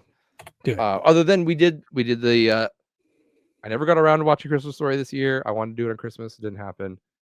We did watch Christmas Vacation Christmas Eve while we were wrapping presents. My wife and I spent 2.5 hours on Christmas Eve wrapping presents. It was a great way to spend Christmas Eve. We wrapped ours weeks before that. Normally I start a couple of weeks ahead. Normally I do. But because our Amazon package came so late, that was most of it. So, and it was just kind of like trying to catch up. One of the things as well. My wife's family has a tradition where you wrap everything in the stockings as well. Oh, okay. So you're wrapping my mom presents. always did that. Okay. So, and then we take, because we stretch Christmas out, right? Like we're starting at 8. We started at 8. By the time everyone got there, we're doing stockings by 8:15, 8:20. And then we have breakfast. We're opening presents by, say, 9:30. We're opening presents. And then we stretch that out all the way to like 2 p.m. That's not stretching it out. My wife's family starts the night before. Oh, Christmas really? Eve, we do our gifts to each other, Okay. and then we hang out, stay overnight at my mother-in-law's, and then we get up in the morning and do stockings. Oh, okay. And then after that, we go home to our own houses and do all of our own stuff. Okay, fair enough. Yeah. Yeah, we're kind of doing all in one thing, so. Yeah, yeah. That would be more efficient. So yeah, we did Christmas Vacation, Christmas Eve, and then I believe it was Boxing Day or the 27th, maybe. I talked about watching Home Alone. The kids want to watch Home Alone again. Last year, my youngest was too afraid to watch it because the bad guys. But this year, he's really been into like physical comedy. So I'm like, the bad guys are gonna get hit in the head, and it's gonna be funny. And he's like, all right, I'm gonna watch this. So both the kids had a blast watching it. So it's good. Yeah, We I even held off didn't my even kids watching it for years until we stayed at my cousin's place, and his kids put it on New Year's. They're younger than mine, but they had yeah, already seen it because they're a yeah. little less controlling on that stuff. And my son loved it, and I knew he would. I just worried about the scariness and the violence, language, and yeah, language too. Yeah, they do a lot of things in that. a couple That are like, things. Yeah, it's not bad, yeah, but yeah. I was worried about that as well. Normally we skip through where like Kevin looks at the Playboys. We would skip through that. This year I didn't skip through it. It's really not that bad. He looks It's in a not that magazine. bad, no. No, he just makes a comment of like, all these people with no clothes on. Ugh, or yeah, something like that. Does he really? Oh, That's all he says. I didn't even hear that this year. Yeah. Maybe we watched a different edit of it too. I don't know. That's what. And then normally we skip through the movie he watches. The shooting one. The shooting one where he shoots people. I didn't skip it this time because of how many gags it uses through the whole movie. Yeah. I didn't skip it, and the kids, at least my oldest, laughed more this year at the gags when the callbacks when he uses that movie against the bad guys and against the pizza guy, because he knew what was happening, whereas last year he didn't know. So yeah. Well, this year I didn't include it because we watch it all the time, and I don't sit through the whole thing. But yeah, we watched Home Alone 1, Home Alone 2, and I think we watched Remote Control. Did I talk about that? I think I did, right? It was going to be Home Alone 3 or 4. 3, I think. Okay. And it was turned into not be. I swear I talked about that last month. Maybe. But anyway. Sounds familiar. Yeah.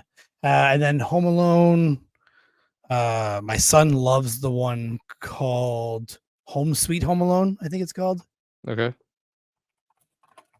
trying to double check to make sure that's the one. Yeah, that's the one with the British kid. It's pretty good. And it actually has the original Buzz McAllister as a cop in it. It's funny. Yeah.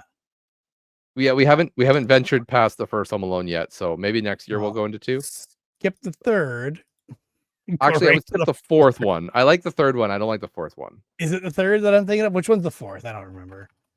The fourth one is really bad. That's not even. I think it's. Oh yes, okay. I remember this one. The third one's not too bad. Stuart French in it. So. Yes, I don't remember. The third one is that other kid, right? Yeah. Yes. He just has a brother and a sister. Scarlett Johansson's early role as a sister. Did you see the Home Alone 3 2025 trailer? No. I don't know if this is fake or not, but I've heard about it a few times now. Oh, maybe I'll have to YouTube that after. Yeah, it's fake. It have clips in it from when Macaulay Culkin did the Google ad. Oh, okay, as Kevin McAllister. And then they have AI stuff. Yeah, they did AI stuff. Yep. Then they took scenes from that Home Sweet Home Alone with Buzz as a cop. So yeah, it's just totally faked. I just saw it show up here again, but I think they are talking about possibly bringing him back to do another movie. But yeah, who knows? Anyways, moving on. Usually when I have the guys over, we try to do like an alternative Christmas movie. So the past couple of years, it's been like Rare Exports has always been our go-to. Yep. Or whatever. So I need to watch Fat Man. Just to do it. Probably skip Fat Man. I know you keep saying that, but yeah, we did Fat Man. There's also Christmas Break-In is a girl Home Alone. Just so you know, for kids. Yeah. Okay. My kids watched it. I think they said it wasn't as good. It was more like lovey-dovey or something. I forget. Fair enough. But we had 2 movies come out last year, the year before we wanted to watch. One of them being Violent Night or Silent Night. Yeah, I've watched We Violent Night. okay. It We was only really had good. room. We only had room in the time budget for one, so we looked at the IMDb scores. Violent Night won out, so we watched Violent Night over Silent Night. Good. So Good. it was I was good. gonna say, It was if funny. you watch Silent Night, I think you picked the wrong one. We did 'Cause I not watch think Silent it's Night. We I went think off the Violent Night is better. okay. Yeah, so we did watch that. That's starting David Arbor as Santa, who's kind of done with the job, and then he's delivering presents to a house that is currently being the people are being held for. They're being stuck up. They're stealing stuff out of the vault, kind of thing. And so Santa goes around just killing all the bad guys. It's And awesome. it's good. It's It's John Wick starring Santa. John Leguizamo. Yes. Yeah. John Wick Santa is what I could describe that to John my Wick brother Santa. as Yeah. the other day. Yeah. The only thing I wish for it, because all the cool stuff happens in the last 15 minutes of the movie. Okay. I wish they had spread out his killing spree a little bit longer. Because there's a lot of stretches where they're just talking about stuff. It is funny because it is awkward. The family's awkward and it's funny. But I wanted a little bit more action out of it.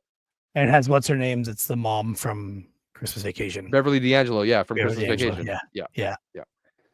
Yeah, I found that funny as well. So I do still have to watch Silent Night, though. It's on my list. that's on my Directed list as by well. John Woo. Oh, that's a John Woo one? Oh, jeez. Yeah. Yeah. I don't really like the main guy, Joel Kinnaman. I'm not a huge fan of his acting, so that's why we kind of steered more toward the Violent Night. So there was talk about also possibly doing the Star Wars holiday special, but never got around to that either. One year. I also have Red One on my Plex. I haven't watched yet. I've heard that one sucks. Probably. My Plex now has Ernest Goes to School, Ernest Goes to Camp, Ernest Gets Stupid, Ernest Goes to Jail, and Ernest Goes to Africa. I think I have seen the Africa one. I think I watched that one in Africa. Because I was just like, this is too funny. I don't remember anything about it, though. But I think I remember 1984's Silent Night, Deadly Night on Plex, ready to go. Okay. Yeah. All right. Today, my kids and I watched Blank Check from 1994. Oh, I love that movie. Yeah. How's it hold up, though? It was decent. The only thing that is weird about it is that at the end of the movie, it is an adult woman kissing an underage child in a love scenario. It was a mouth kiss, but it wasn't an open mouth kiss. It's still a mouth kiss. Doesn't matter. And she also promised that she'd call him up in 7 years when he's old enough or something. Yeah, something like that. It's really weird. Yeah, it is things weird. you can get away with. Now, and she works for the FBI.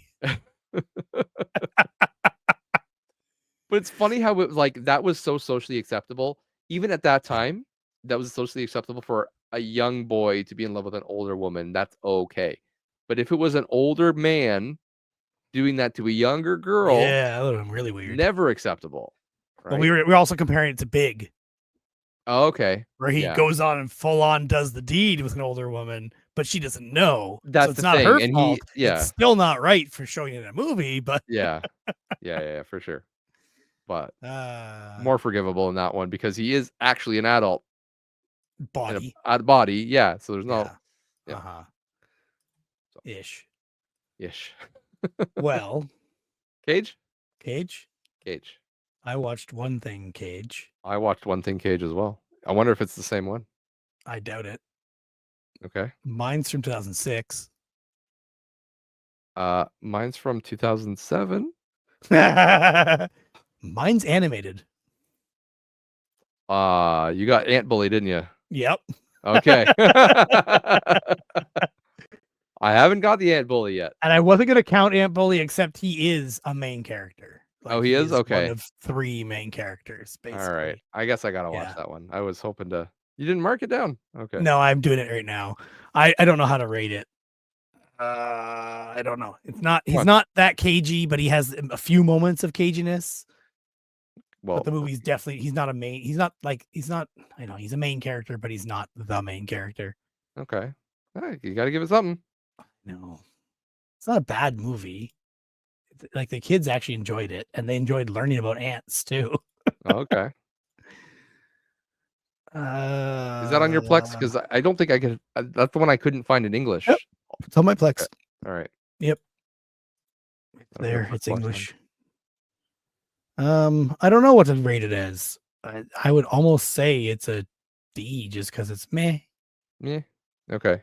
Because we are. This is not a C, rank on the C. movie. It is a rank of Cage in the movie, kind of how that movie made me Yeah, feel. sometimes I throw the movie in there too. If the movie is good, it Mhm. can boost it up, I think. But Yes, that's it can my help. way of Yeah, doing for it. sure.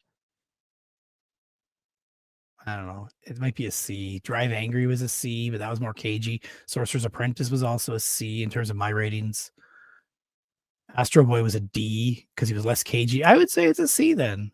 All right. Yeah, All right. Go because with it. he is odd. He plays like a shaman type ant, and he's Okay. weird. Interesting. All right. And he also shrinks a grown or a full boy into ant size. So The ant bully. He shrinks him. Mhm. Yep, to punish him, to put him on trial. Perfect. Yep. All right. Yeah, I need to watch that one. That's the one I couldn't watch last year or last week, the month, whatever unit Well, of time we're using. you still have to catch up. You're 4 movies behind me. I'm catching up. I was gonna do more. I was gonna do more, but I had 9 movies I had to catch up on. Whose And fault is Christmas that? stuff. Mine. Number 1, For sure. you made up the challenge. But I did it. By God, I did it. Uh, All right. Anything else you want to say about Aunt Bully? no, I don't think so. All right. I didn't write any notes for it because it's not worth it. I watched 2007's Next. Oh, now I don't remember if I watched that. Did I You already have close watched the it. spreadsheet? I did close the spreadsheet. You have watched it. We both rated it a B. Ah, I believe that was the one that I enjoyed because it was a fun concept, right? It is a fun concept. So the idea is that he can see 2 minutes into the future of his own future. And so he makes a living as a Las Vegas magician, kind of doing tricks and kind of seeing the thing. The the caveat that he makes for himself though is the fact that he's seen the future, then he can change what happens, then that changes the future again. So it's hard for him to blah blah, blah everything changes all the time. Mhm. So he does that as a caveat so that I can see something that's happened, but I can't always see the next thing right away because everything's changed. The universe is rearranging itself. Then he can see it, kind of thing. So that part's fun. He is pretty cagey in it. He's got a couple of moments where he's just laying it on thick. And a lot of cagey tropes like Vegas, Yeah, younger woman. I can't remember what else. yeah, It's been a while since I saw it. yeah. But I watched at the beginning of the month, so a little bit vague too. But I remember watching it. I remember enjoying it because of the caginess. I mean, B's pretty good for our list. Yeah. So I remember. I mean, this movie doesn't have a very good like Rotten Tomatoes score, Mm-hmm. but I think it's watching it in the right frame of mind of watching it for a Cage movie. You'll have some fun with it. I enjoyed the twist. Now here's the thing: if you want to watch something that is similar to this, or has a similar twist kind of thing, I would watch a movie called Repo Man, starring Colin Farrell and Forrest Whitaker. I think Heard of it. that one has a similar twist to it. From 2000 and sorry, yeah, Repo Man from 2010, action sci-fi. That movie I really liked.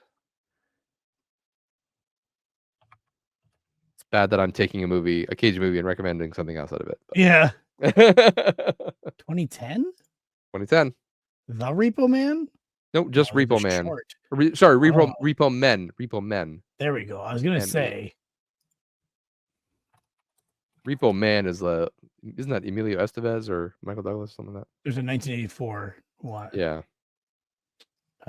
It's Harry Dean Stanton And Emilio Estevez. Oh, Emilio Estevez. That's what it was. Yeah. Yeah. Yeah. So not that one. I haven't seen that one, but Repo Man is good. And Next is good. We'll go back to Kate. Just pull everything back. Decent movie. So next up on the list for me is National Next. Treasure. Pardon? Next. Next.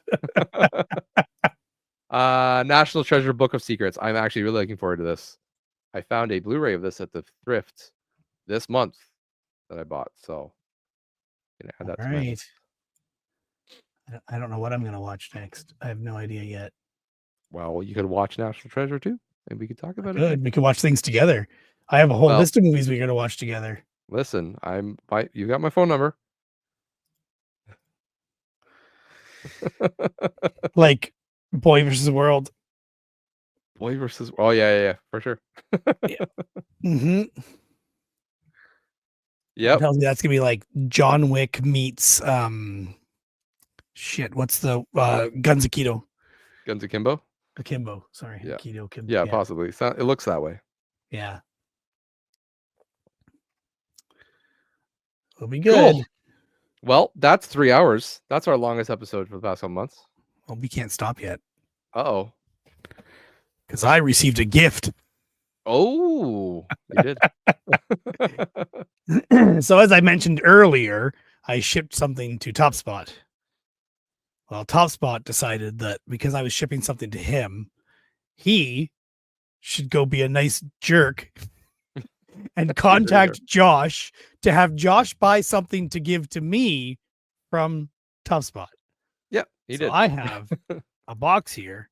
Oh, you haven't even opened it. You haven't even opened it. I asked TopSpot when I should open it. He said, well, you could either wait for the Polykill Secret Santa or film it, recording it anytime, or don't do anything at all. It doesn't matter. It's up to you. I figured I'd do it here. Okay. Worst case, we can take this little video clip and send it to him too. All right, sure. And he can see my reaction because I assume he'll watch it on YouTube. For. That's fine. Josh already knows what this is. Josh knows where TopSpot lives now. Apparently. I did mail a package too, but I'm gonna open it. I have no idea what this is. Like, this could literally be a mug. It feels a little light, maybe. A little light for a mug. It could be couldn't be a controller because it's too light for that as well. It could be a really bad controller. It's a fake Wiimote. Okay, I have no idea if the box is anything. Nope, that's just a generic box from Uline. I don't know if Uline's Canadian or American, or if Americans have it or not. I believe it's both. I think Josh has reused this box from something. I don't have a knife. Yes, I do have a knife. You should be able to just pull the flaps. I don't think the tape's on that tight. That's what you think. It's invisible tape. Peels pretty easily. All right, there's the box for everybody to know. My camera's adjusting. Okay, I'm opening this box with all the junk behind me. What is this? The Bridge Collection? A VHS Christmas tree ornament? Is that what I'm seeing? It's packaged in the USA. Made in Canada. Made in China. Packaged in the USA, bought in Canada.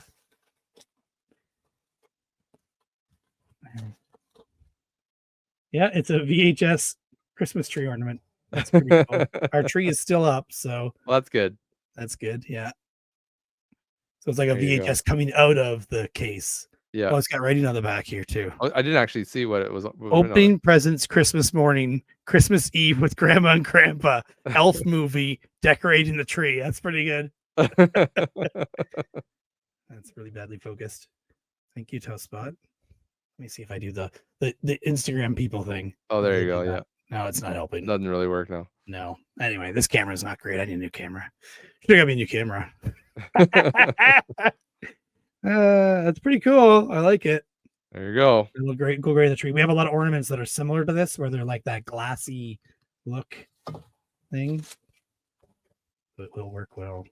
There you go. And screw you, Josh, for helping. You're welcome. I just don't like the sneakiness. The sneakiness is what makes it, man. Sneaky people. I'll sleep like that. My kids leaving like that because Now, if you look behind me, your wife is coming down the stairs with a big box. Ah, boy. No, I wasn't that creative this year. Is it folded back? It is. No.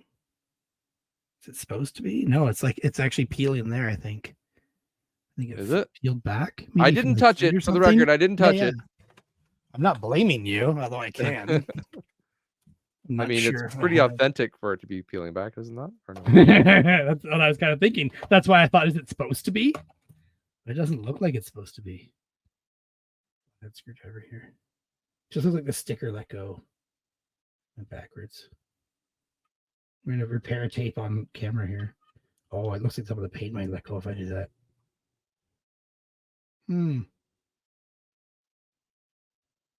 Yeah, I don't know if I want to try that. Yeah, just leave it. It's authentic.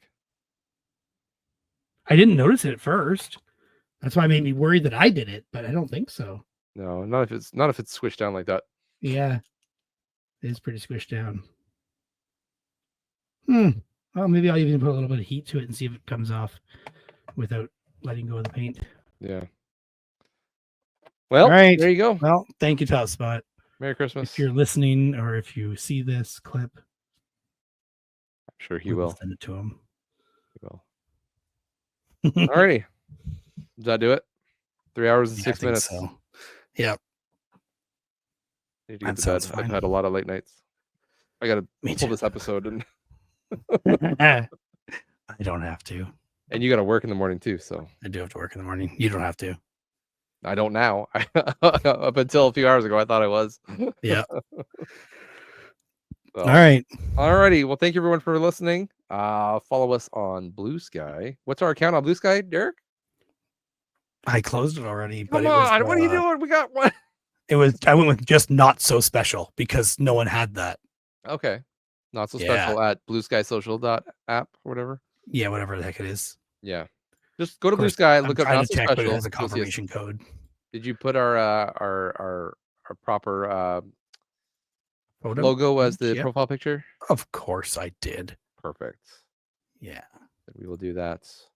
I am at Creepleet still on Blue Sky. Derek, are you still Deej13, I believe? Yeah. So follow us there. We need more followers. Please interact with us on Blue Sky. It's dead. And thank you. Welcome to 2025. This is our 5-year anniversary. We've been doing this for 5 years. Are we any better than the first episode? I don't think so. That's 5 years with me? 5 years with you. Oh my God. That's like, it's like important or something. I don't know. Yeah. Something. All right. Well, thanks for listening and sticking with us for 5 years. If you're new, thank you for hanging out. We didn't actually tell what our names were or anything, but who cares? No one cares. Blue Sky, YouTube, Not So Special, aka and Not So Special Pod. Thank you so much. We'll see you all in February.